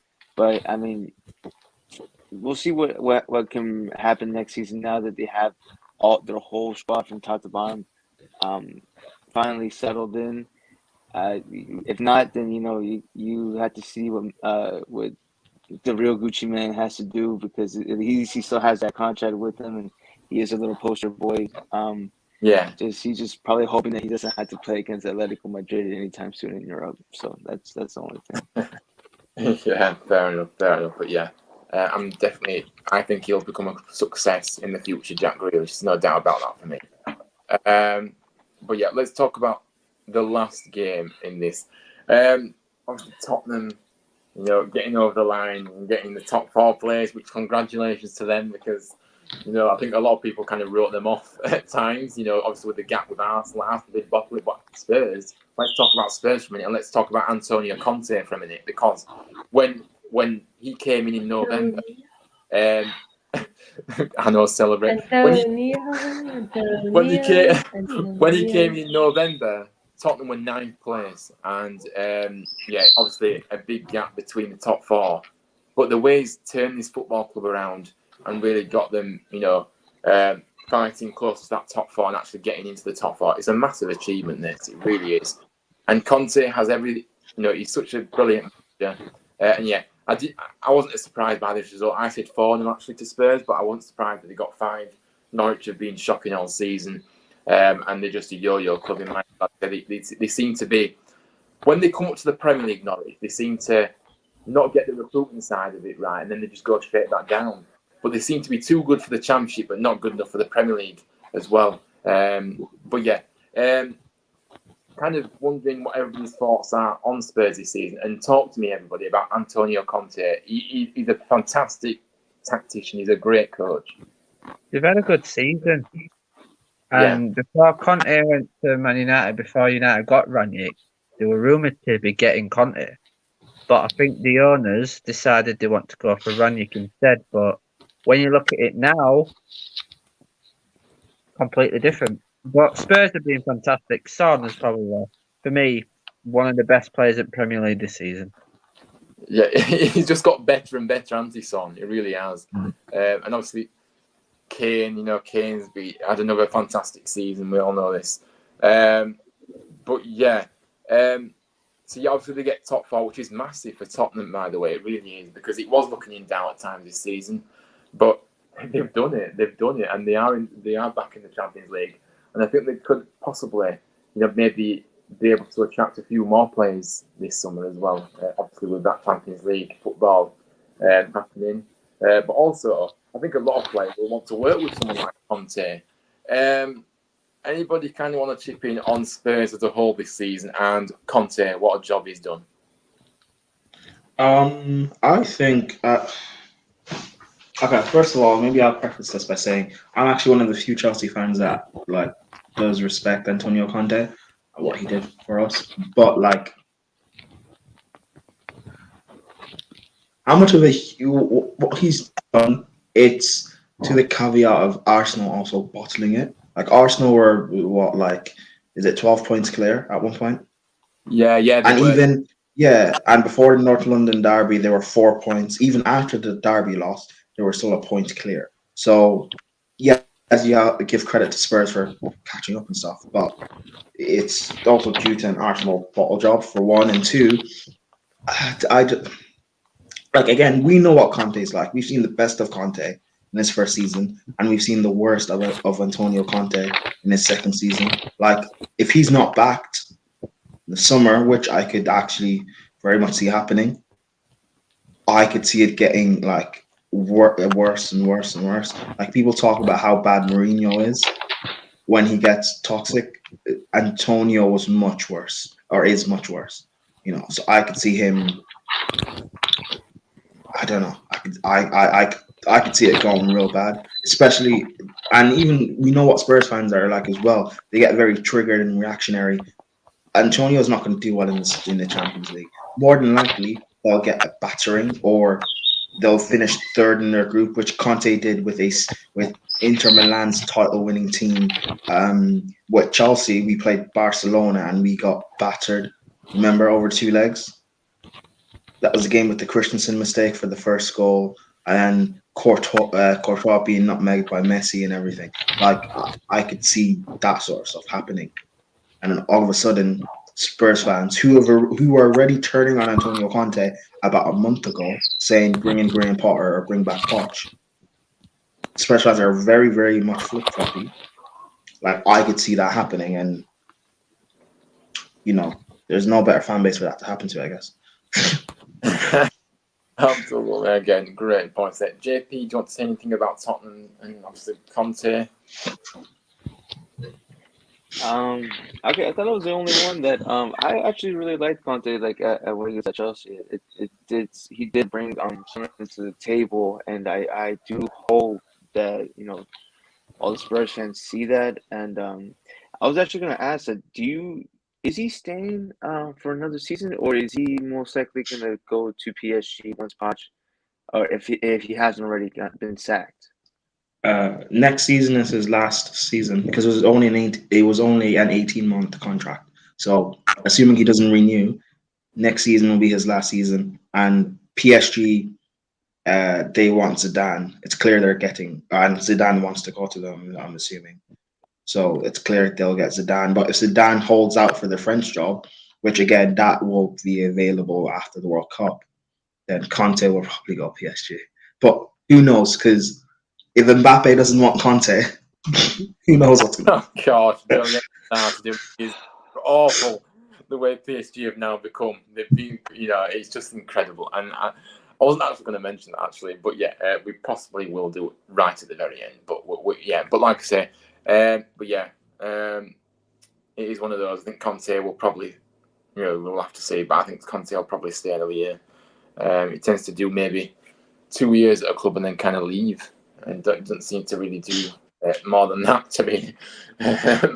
But yeah, now I'm just gonna go quickly into looking ahead now, because obviously the season has finished now, and kind of from Chelsea's point of view, if you was in charge of Chelsea, what would you be looking to do first, and how would you like the squad to be looking, kind of come the start of the season? Like what are you wanting to get out of this summer? What do you think needs to be addressed quickly? Definitely center back void that we have right now, since that's our main thing. If we can just get, for me, one center back, at least a good center back, and I think that'd be a positive thing. I mean, to fix every single spot, which I think is 7 players we need over one summer, is very unlikely. It's very hard to do, but if we can address the defensive issues and then see what we can do about the midfield, I want the attack to be like the last thing that they actually make any changes for, because it doesn't seem as critical or as much of a need.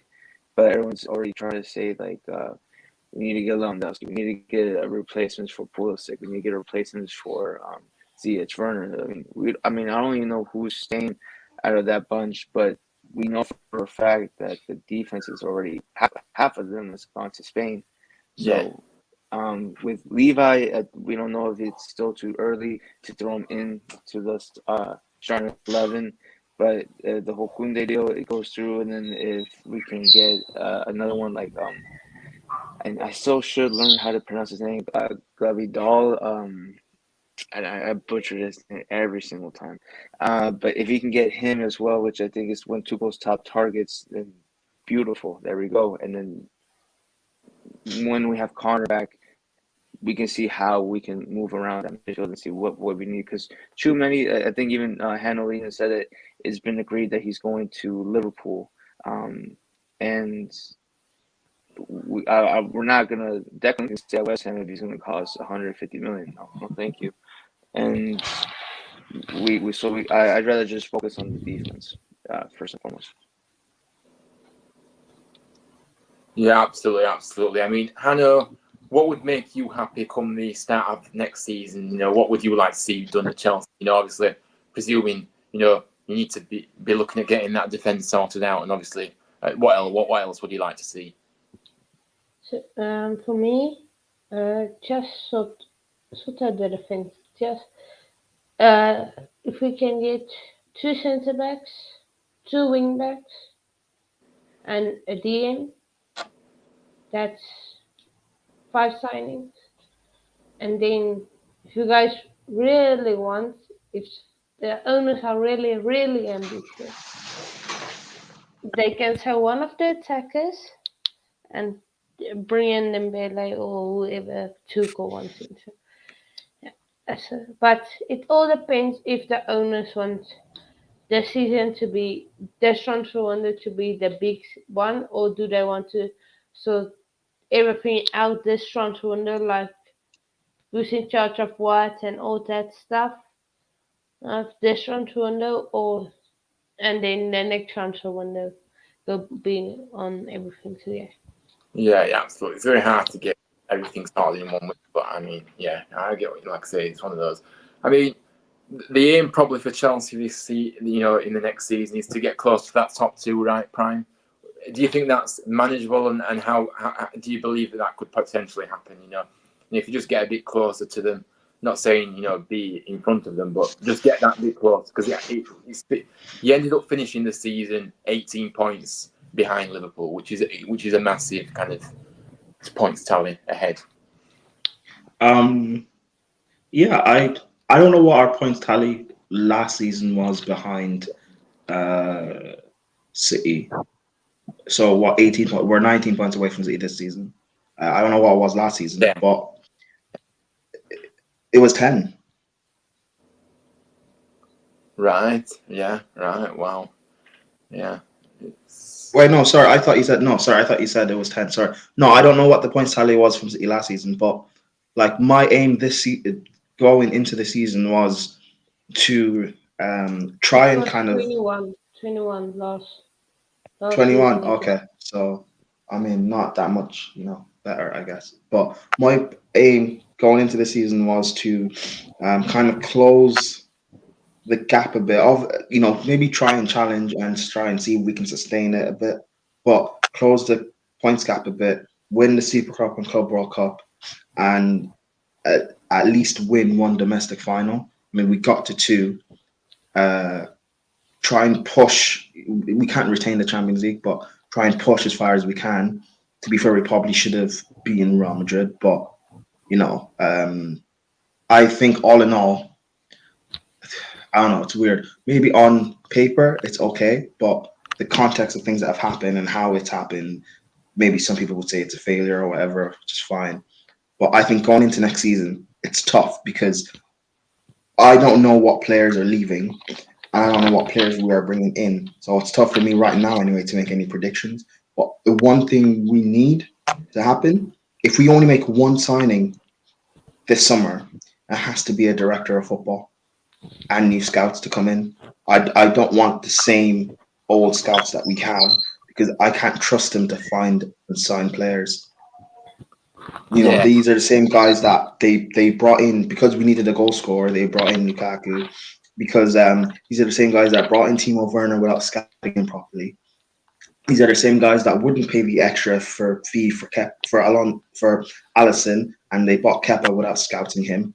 These are the same guys that bought Havertz without scouting him and knowing what he actually is. These are the same guys that bought Bakayoko. They bought Drinkwater because he played in midfield with Kante to win a league title. These are the same guys that bought Alonso instead of buying, even though Alonso's been brilliant for us and I don't actually hate him. But these are the same guys that bought Alonso instead of buying Alexandro. These are the same guys that didn't buy Van Dijk when we wanted him, didn't buy Koulibaly all those years ago when we wanted him. We just waste stupid money, and I don't want to continuously be doing that, So a director of football is the one thing I need. I don't care about signings for players per se.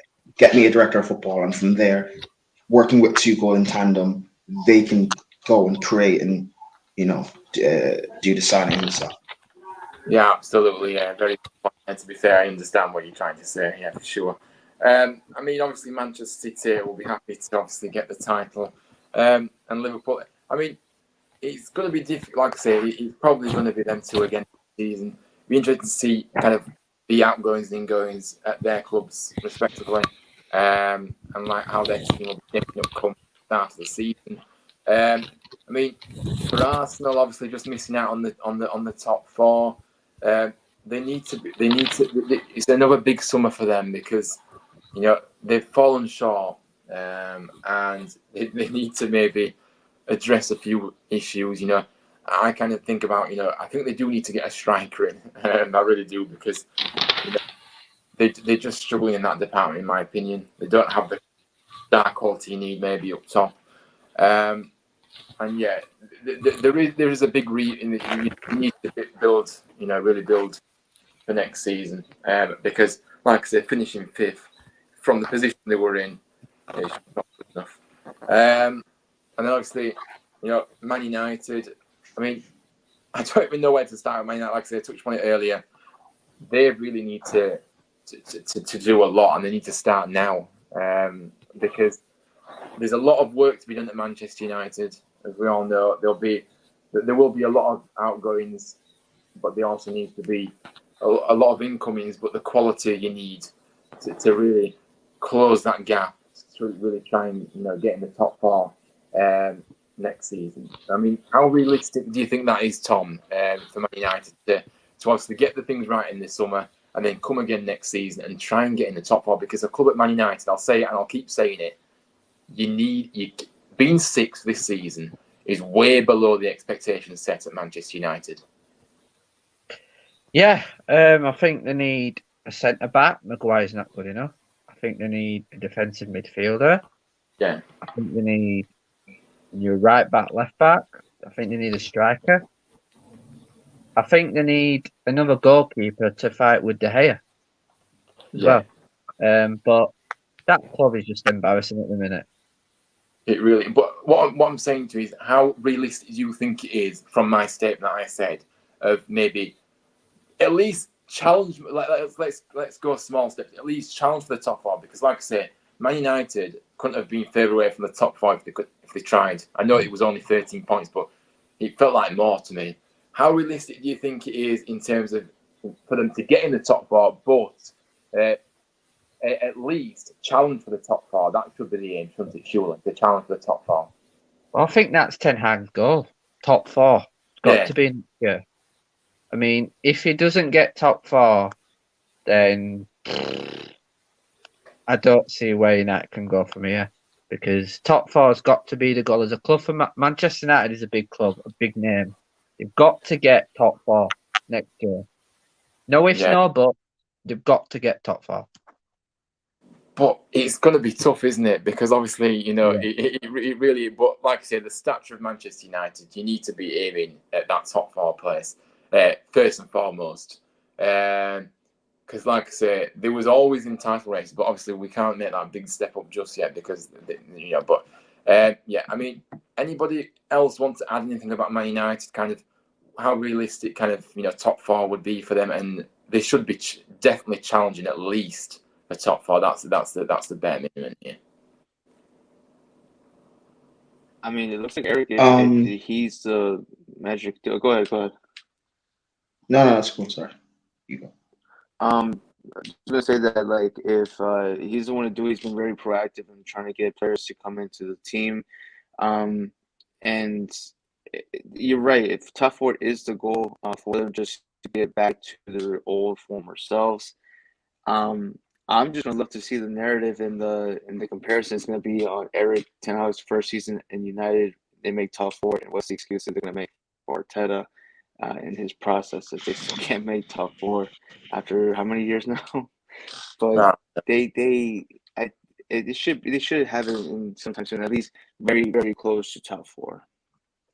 Yeah, they need to be aiming for that. Prime, did you want to say anything about kind of this? What is it about?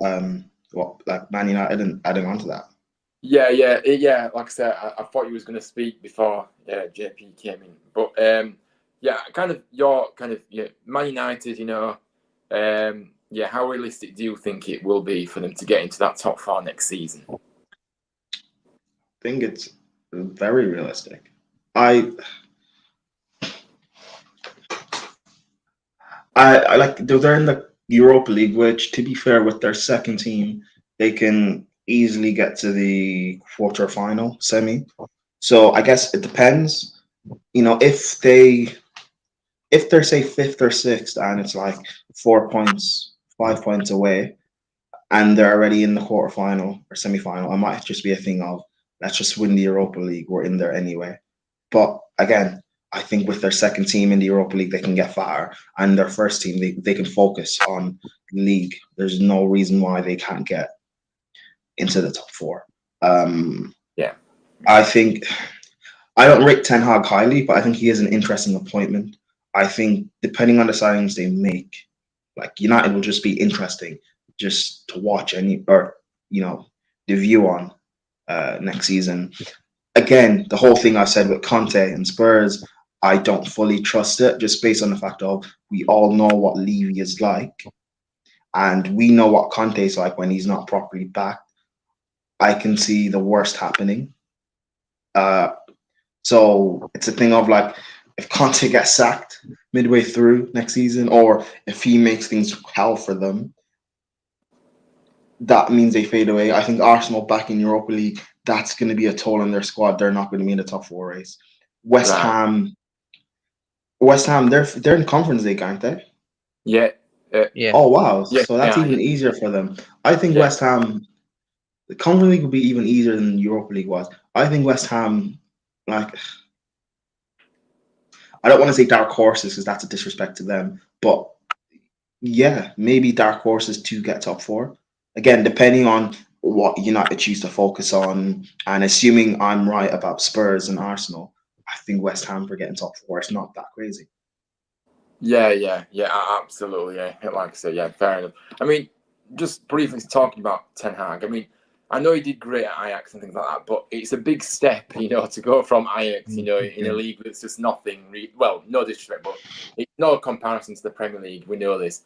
It's going to be a big challenge for him to really come in at Man United and really make a claim, because it's just totally different levels. I mean, anybody kind of want to kind of say anything about that? Because, like, obviously, Ten Hag, I'm not saying he's not a great coach. I'm not showing disrespect to him, because he is. But being at Ajax compared to, coming to a club like Manchester United, where the pressure will be really on. I mean, I don't know what the pressure's like over in Holland, really, to be honest with you, in terms of Ajax and the pressure that comes with. But Man United is just a totally different kettle of fish. I mean, Tom, what do you think of that? Or anybody that wants to come in, feel free to do so. But yeah, the pressure's going to be on him, but he's going to want to bring players with him. But the thing is, what players will he go? Will he get a few Ajax ones, or will he go somewhere else? Yeah. Van der Beek, who's going to be going back to Man U after his loan, he worked with Van der Beek at Ajax as well. Yeah. I mean, I kind of think about me. How do you think the transition will be for Ten Hag individually? Going from someone like Ajax to Man United. Do you think he's capable of making that big step? It is a big step, in my opinion. I do think he's capable.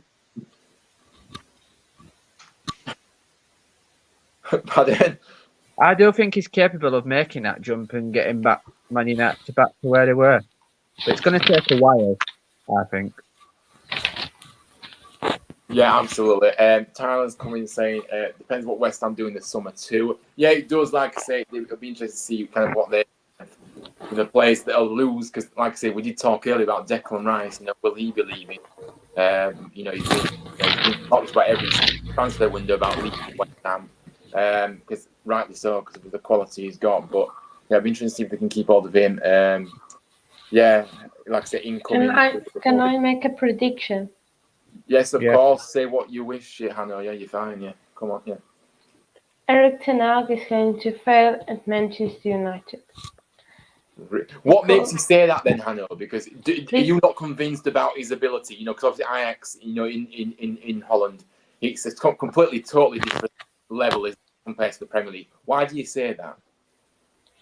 If you look at Ajax, they are a very well-run club.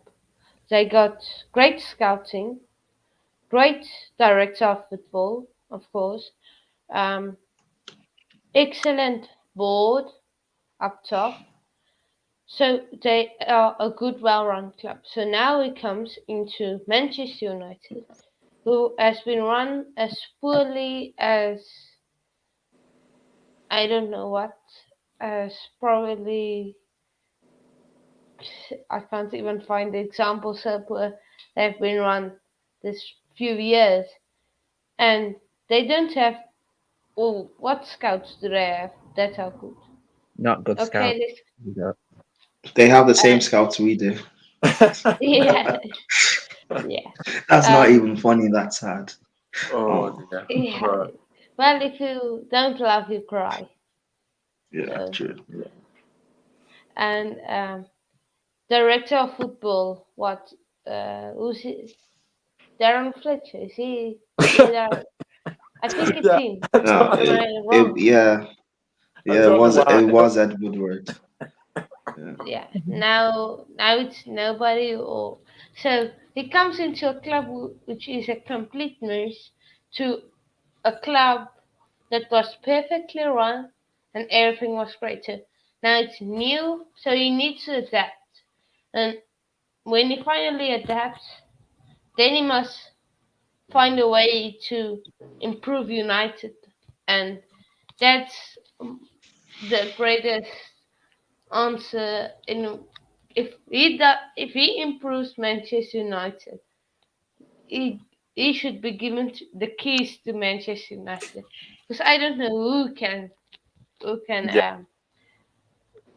Yeah, absolutely. rectify them, improve them. Yeah, I Yeah. think maybe I should take back what I said about top four then.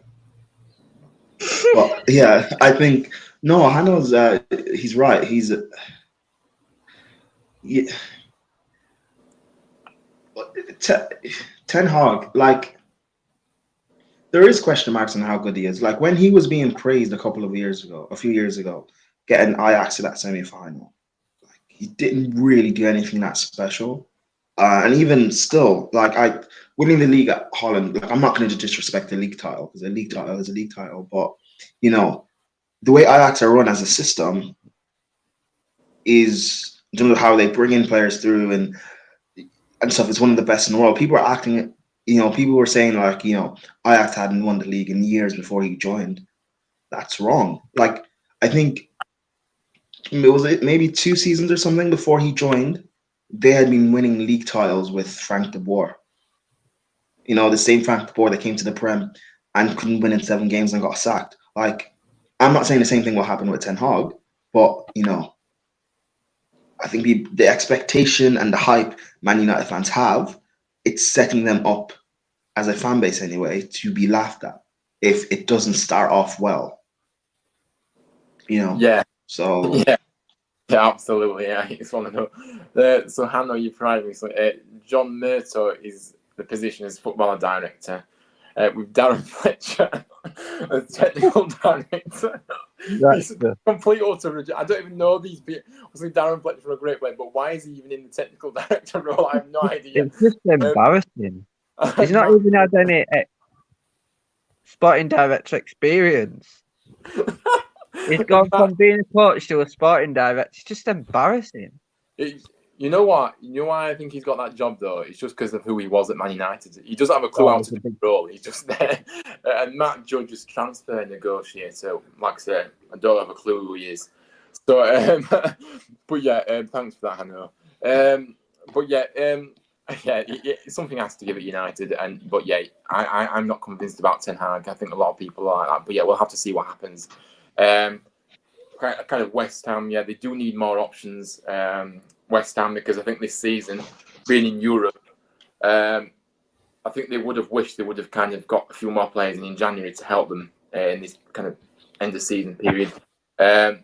Because yeah, they did fall short, and I think that the depth of the squad was really there. But yeah, I mean Leicester finishing 8th. I mean, yeah, I really Leicester have overachieved over the years. They really have. Where they, I mean, 8th, I can't really see them getting any kind of higher than that, in my opinion. And like I said, Brighton obviously 9th. Yeah, great position for them. They're going to have to just keep going, but they're going to lose a lot of players. That's my worry for Brighton. So will that mean drop a few places? Who knows? Wolves 10th, that great finish. Like I say, Newcastle, I think Newcastle will kind of, really push on next season and really improve that position. I want to go to the bottom of the league and kind of just finish off, and I'm going to speak about one more thing and then I'll let you all go, because I understand it's been a long stream, but it's been great to speak to you all. Obviously, Leeds, got lucky. And I'm not just saying that because I hate Leeds United, because I do. But they got lucky. And the thing is, the first thing they need to address this summer is getting some defenders in that can actually defend. Because I'm sorry, the defence have been way too up. And to be honest with you, I said that their goalkeeper is. I'm not convinced about their goalkeeper either, if I'm honest. I think that he's, just not convincing enough. And he's not. He doesn't command his area as well as maybe he should. Maybe going forward, yeah, I think that it depends who they'll lose as well, because obviously Calvin Phillips is obviously being well sought after, and but going forward, I think they'll be okay. It's just the defensive duties need to get that right and get some players in.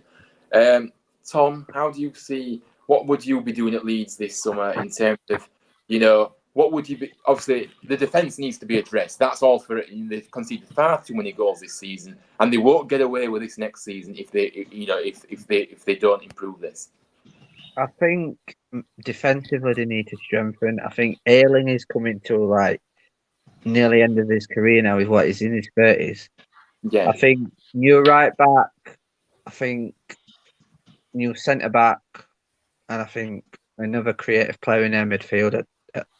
Because I think Phillips, I think he will go. I think there's a lot of clubs after him. But as an Huddersfield fan, I hope they go down. Of course. And I was hoping they'd go down this season. But to be fair, if we go up and we'd be playing them next season, we can just beat them. So that'll be all right. But yeah, let's talk about Everton, because Everton have got a massive summer ahead. They really have, because let's be honest, not sure, you need to get out the players that don't want to be at the football club, because that's been apparent this season, in my opinion. A lot of players just not bothered. So yeah, they have to get the recruitment side. I mean, what would anybody want to kind of chip in about this? But obviously Everton, what would you be doing at Everton this summer? Because they need to improve across the whole pitch, but they also need to get players in that are going to play for they want to be there, kind of thing. And Frank Lampard as well. I want to touch upon Frank Lampard. What are your thoughts on Frank Lampard as a manager? Because I know it's been well talked about this. Do you think he's got that kind of ability to be a top manager and go on to win things and be successful? Or how do you see that as well? Anybody? I think he's got talent into being a good manager, Lampard, but I think it's believing in himself. Yeah. And at Everton, I think they need to speak to the players that don't want to be there, get rid of them, and then get new players in. Yeah, definitely. I mean, anybody else want to say anything about Everton at all? I mean, yeah. For me, the they are almost like Chelsea in a way. They have spent so much money, but they're still not so good anything. So and yeah, uh, and Frank Lampard, I think I don't know personally. I think it's not a good manager, by the way. But I want to see where he goes because he has got confidence now. Because surviving the Premier League with Everton, the position they were, is is actually incredible. So yeah, I want to see where it goes from here on out. Yeah, absolutely. Like I say, obviously, Villa, obviously 14th place this season. They'll be looking to kind of improve on that in this, improve on that next season potentially. And then obviously Brentford. I mean, Brentford have absolutely been a revelation this season. They really have. So impressive. Not having none of the staff players who have not had Premier League experience. They've come in. They've stuck to their principles. Obviously, obviously finding Eriksen and bringing Eriksen, should I say, sorry, has helped them massively. Because what a player! I can't see Eriksen staying at Brentford. I don't think, because I think he'll be well sought after. But I suppose you can look at it two ways with Eriksen, can't you? Because does he want to just be obviously get up to speed still? Because obviously he still came in quite late, didn't he? He's obviously since his kind of and to be playing football again, he appreciates that, and he appreciates Brentford giving him that chance to get back in. Yeah, I mean, I'll put it out to everybody here. Obviously Eriksen. I mean, what would you do if you was Eriksen this summer? Would you stay at Brentford for another season? Because he just needs more football at the moment. He doesn't need to be looking at maybe we know he can play at a higher level. No disrespect to Brentford, but we know he can play at a higher, a bigger football club. But he just wants to be playing. He just needs to focus on playing football. Don't you agree? Yeah, I think what happened to him in the Euros with that awful thing that happened, Yeah. I think he should stay at Brentford for maybe till January. Yeah. And then see who comes in for him, because he's their best player. No disrespect to Tony or any of the players at Brentford. He's their best player. The stats prove that as well, by the way, because what he's done since he's come into that football club is quite utterly remarkable. He's involved in absolutely everything. He's a key man, and yeah, he's just outstanding. He really is. And to get up to that level, it's an amazing story as well. What's happened to him? It is, and it's great to see him back playing. Like I say, and like I say, it was horrible. Obviously, watching on the Euros, what happened to him, it was horrible. It really did. I think it touched us all, didn't it, as football fans? And like I say, it is great to see him back, playing. And yeah, I wish him all the best, kind of thing. But yeah, I think that's kind of that. But I want to talk about a big kind of story in the football, obviously Mbappe. Now we have to talk about this because it's a massive kind of thing. I mean, I'm sorry, but I'm going to put it out there. Football. We know the direction football's gone in terms of money. I think it's ruined it's killed the game well and truly. By the way, there's too much money in the game now. Mbappe, getting that amount of money, a week is quite utterly disgraceful. I don't care who you are, how good you are, whatever. No player should be earning that amount of money a week. I mean, what's everybody else's thoughts about kind of this? Because, yeah, Tom, I'll come to you first. What are you thinking? Because I just can't believe that, obviously PSG, they even reported, losses, last season, but yet they're still making a deal like this. It just makes me angry, to be honest with you. With this new contract, it really does. I mean, it's crazy. No player should be on that amount of money a week. I don't care. He's good. I don't care how good you are. No one should be on that amount. If he wants to I think his career is going to go down now. I think he should look at other clubs like Real Madrid to kick to next stage in his career. It just makes me so angry. Yeah, it does. But the thing is, though, with Mbappe, right, is that I was kind of speaking about this on another stream the other day, to be honest with you, and I don't think he's bought. I don't think he's, obviously he got offered that contract by, PSG. You wouldn't turn that down, so that's him staying for a few more years. 1 million a week. I mean, wow. I mean, I've got no words. So then you've got to look at, I don't think he's even bothered what he does over the next few years then, because he's getting paid that salary. He's not bothered if he wins trophies, in my opinion anyway. He's not bothered what happens over the next, as long as, he's getting paid that amount of money, so what? So yeah, it is a big, I mean, does anybody else want to kind of chip in with their thoughts on this? Because, yeah, it's just crazy. It really is. Hannah, come on, speak to me, because what do you think about this? Because I know that footballers, we've seen over the years, the transfer fees that have been, kind of gone up and up and up. But a wage like this, he's just took it to another level. But football is a business now. It's not. It's just killed the game for me. There's too much money in the game. That's my. I mean, he's getting 300 million signing bonuses. That's how much he's getting. It's just unbelievable figures, isn't it? I mean, Hannah, what do you think about this? Because it's just ridiculous. It is. It's just ridiculous at this point. Because how much more money is this footballer going to get? I'm just worried for the future, and because if you look, the young footballers are going to get paid that in a few years they're going to be paid millions as a contract. And when you look at the Greenwood situation, some of these young players don't know how to handle money. They don't know how to control money. So it's, if let's say Smith Rowe, he gets Arsenal offers him 100 million or 50 million pound contract, 100 million signing on bonus.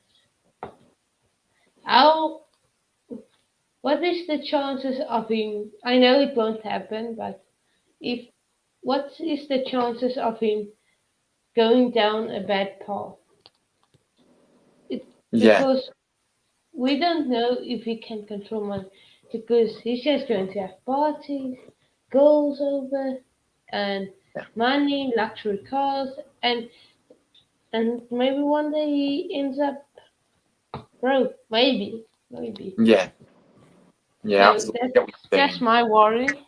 Yeah. But on Mbappe, congrats, and you have really planned it well out with your team, because when this contract ends, you're going to be in your prime or entering your prime, and then you go to Real Madrid or maybe City or Liverpool or maybe Chelsea. So yeah, absolutely. But I mean, the thing that I want to kind of just go on about now is that I mean, if he's getting this wage at PSG, right, will he keep demanding that kind of wage wherever he goes now? His next move, will he be saying, well, if I was paid this, that will he then say? Because I can't see any I don't see any Premier League club paying that amount of money, a week for a player. And I don't see the Spanish league either. La Liga obviously paying that amount of money. It just seems to be that PSG will be the only team that kind of do that. But yeah, what are your kind of thoughts on that kind of statement, everybody? Because I don't think anybody will pay that. But do you think he will kind of say, well, I should be paid this now for the rest of my career? Yeah, I do. I don't think that's, but that means that he could potentially just be staying at PSG then, because I don't think anybody else will. It's not a very good attitude, to be honest. It is. It's poor, and I don't think he wants money, not trophies. Yeah, exactly. He does. He wants money, not true. Yeah, exactly. And that is a shame, because, like I see, a player like him, you know, if there wasn't as much money in the game, you know, I think he'd be more focused on his football. But because there's, you know, there's the amount of money that is in the game, he's not bothered about trophies, not bothered about success. You know, he's just getting paid that amount of money, so who cares? So yeah.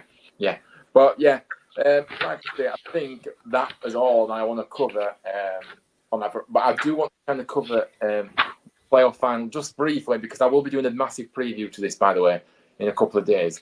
I joined that one. I'm going to do a preview in the next few days about this. But Sorba Thomas signed the contract for Huddersfield. That is a massive, massive boost ahead of this final.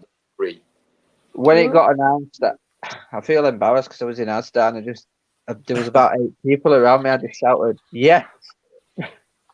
But I think it's a massive boost. I think it's even given me a bit more confidence now for final with him signing a new deal. Yeah. I mean, he's the best winger we've had since Pilkington. Yeah, absolutely. Yeah. I mean, he can play up front, he can play out wide, he can play fullback. He's just so good. He's unbelievable, and it actually got me emotional actually watching that obviously on the Town YouTube. It really did, because you can see how much the football club means to him. He's got the passion, the drive to succeed. His journey as well is so inspiring, and you know, going into this final, you know, everybody can write us off all they want, but we like that. We like that under the radar kind of thing, because that makes us better. Yeah, it does. It suits us, doesn't it? It suits us because we've been, you know, if you look at this season, you know, no matter how well we've done, everyone has always said, "Oh, this won't last. We won't be able to get up to third. Or they're going to be favourites to go down," and all this. And yeah, we've proved the doubters wrong again, and we've continued to do that. We've not spent a penny. We've just got free agents and loans. We've not spent a penny. We've not spent a penny, and that even makes it. But given us that unbelievable feeling around the club, you know, we've got it back now, and we've got players that want to play for the club, which is massive again. It just shows you don't need to spend to be success. You need it's No, you don't. It helps. It definitely helps, but it doesn't mean you're going to be successful, because we've seen over the years, people, you know, teams have spent loads of money and it's not really done anything.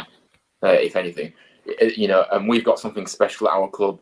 So obviously next Sunday we'll be all heading down to Wembley. Got my ticket as well. Oh yeah, I will and Tom will, obviously, and watching in anticipation. I'm sure a lot of people will be watching on the telly. I don't think my heart rate can take. I know it's going to be a special day. It's always a special day out at Wembley. Like I said, we're going to go into more detail about this later on in the week as we get close to this final. But yeah, this is massive, and I never expected us to be in this position. By the way, so soon being relegated. But you know what? We're there. We deserve to be there, and we're literally. Whatever happens next weekend, I'm proud of the club. I'm proud of the club. You've got to be. You've got to be proud, because what we've achieved this season is truly remarkable. It really is, and it's just an incredible story. And yeah, I'm proud of every single player. I really am. But the fact that we're so close, I just hope we can do it, because I just fear that if we don't, we'll lose a lot of players, and it may kind of, you know, go, you know. But anyway, we can't think about that. We've just got to think about positivity here, you know. And yeah, we're going to this final, 90 minutes away from the Premier League, which, wow, I still pinch myself saying I still can't believe it, but it's an amazing feeling, and bring it on, because we've beaten Forest this season already. We're capable of beating them again, and we'll just have to see. But yeah, like I said, we'll get into this later on in the week. But as always, everybody, thank you for everybody for coming on. Tom, what have you got YouTube set up or anything? You want to plug your channel or anything? Feel free to do so. No, well, I'm going to be making a channel next few days. I'm going to put it on my Instagram and my Twitter about it. Yeah, of course. Yeah, no problem. So yeah, like I said, we'll like I said, going forward, obviously, if you come on here, we'll promote the page for you. Prime, where can everybody find you? Yeah, just plug yourself. You're on mute. I can't hear you. Sorry, I'm on the Football Terrace. I was on there yesterday. Oh, that's how I remember you from. I used to watch it all the time. Yeah, I was on there yesterday for the whole end of season thing. It was fun. But yeah, also yesterday I did a stream on on JB's channel. This guy, I don't know the camera angle. This guy, bottom left corner. Yeah. Yeah, Yeah, on his yeah. channel. So I'm whatever, but you guys can see him. Forget me You got pointing. better You guys aim can than see him. Pulisic anyway, so you good. Wow. I thought you'd say Werner, but yeah. Thank you. Yeah, but I was on his channel yesterday. It was great. It was my first time being on. I was also on this guy. That's better. His channel as well, Hano. So yeah, check those guys out. Subscribe to the channel as well, obviously. And yeah. Like I say, thanks for coming on. As I always appreciate. Nice to speak to you. JP, would you like to kind of plug yourself? Where can we find you? Yeah. Oh yeah, you can find me in America. It's you can find me on my YouTube channel, the Added Time Podcast. Same thing as my Instagram, the Added Time Podcast, and on Twitter, the Added Time PC. I hate the character limit on that, but it's okay. Yeah, definitely go check out everyone's channel. Please send me your Twitter so I can be one of the first followers on your soon to be YouTube channel. I'd love to subscribe. I feel like it's going to be a great quality content. Yeah. And Thank you, Ryan. Yeah, thank you. Yeah, no problem. Thank you for coming on. I appreciate that. Thank you. And Hannah, last but not least, tell me everything. What have you? Where can we kind of look for your content and things like that? You know what I mean? Yeah. Of course, on YouTube, Coach's Corner, Instagram, @Coach's Corner. On Twitter, it's @Hanu and loads of numbers. You'll see. So, I got Friday. I have a shrimp planned, big shrimp, championship shrimp. Yeah. So, if Huddersfield fans, I'm free. If you're free on Friday, DM me and get you on. And if anyone knows some Nottingham Forest fans that can come on, send me just the Instagram or Twitter or anything. I can. I will arrange to get them also on. So yeah. Yeah, absolutely. Yeah, like I say, I'm happy to come on your channel on Friday if you wish, Hannah. I'm happy to be on there. But yeah, thank you for being here. Thank you for your time, and it's great to get you on the channel again. Thank you. So yeah, this was another episode on my channel. Thank you as always, everybody, for coming on. Thank you everybody for coming on the chat. Please, if you like this content, please smash that like button. Subscribe to the channel. I'm getting close to 50 subscribers. I mean a lot to get there because it's kind of half to 100, and it would just be a big milestone for me. May not sound a lot, but it is. But yeah, thanks as always, everybody, for joining. And yeah, I will see you in a few days because I'll be doing. Well, in fact, you can catch me on the Championship review with Chris from Leicester Till I Die YouTube. That's tomorrow night. That's kind of reviewing the Championship as well, and then looking ahead to the final. So I'll be there from, I think it's 7 o'clock tomorrow night on his channel. Wednesday, I'm going to be doing my own preview in the evening, about 7 or 8 o'clock. I'm not sure what time, but yeah, keep an eye on my socials. You can find me on Ryan Maver TV on all socials, Instagram and Twitter. And yeah, thank you everybody for joining. And yeah, I shall see you on the next one. But yeah, cheers everybody. Much love and have a good rest of the day. Cheers. Thank you. Thank you.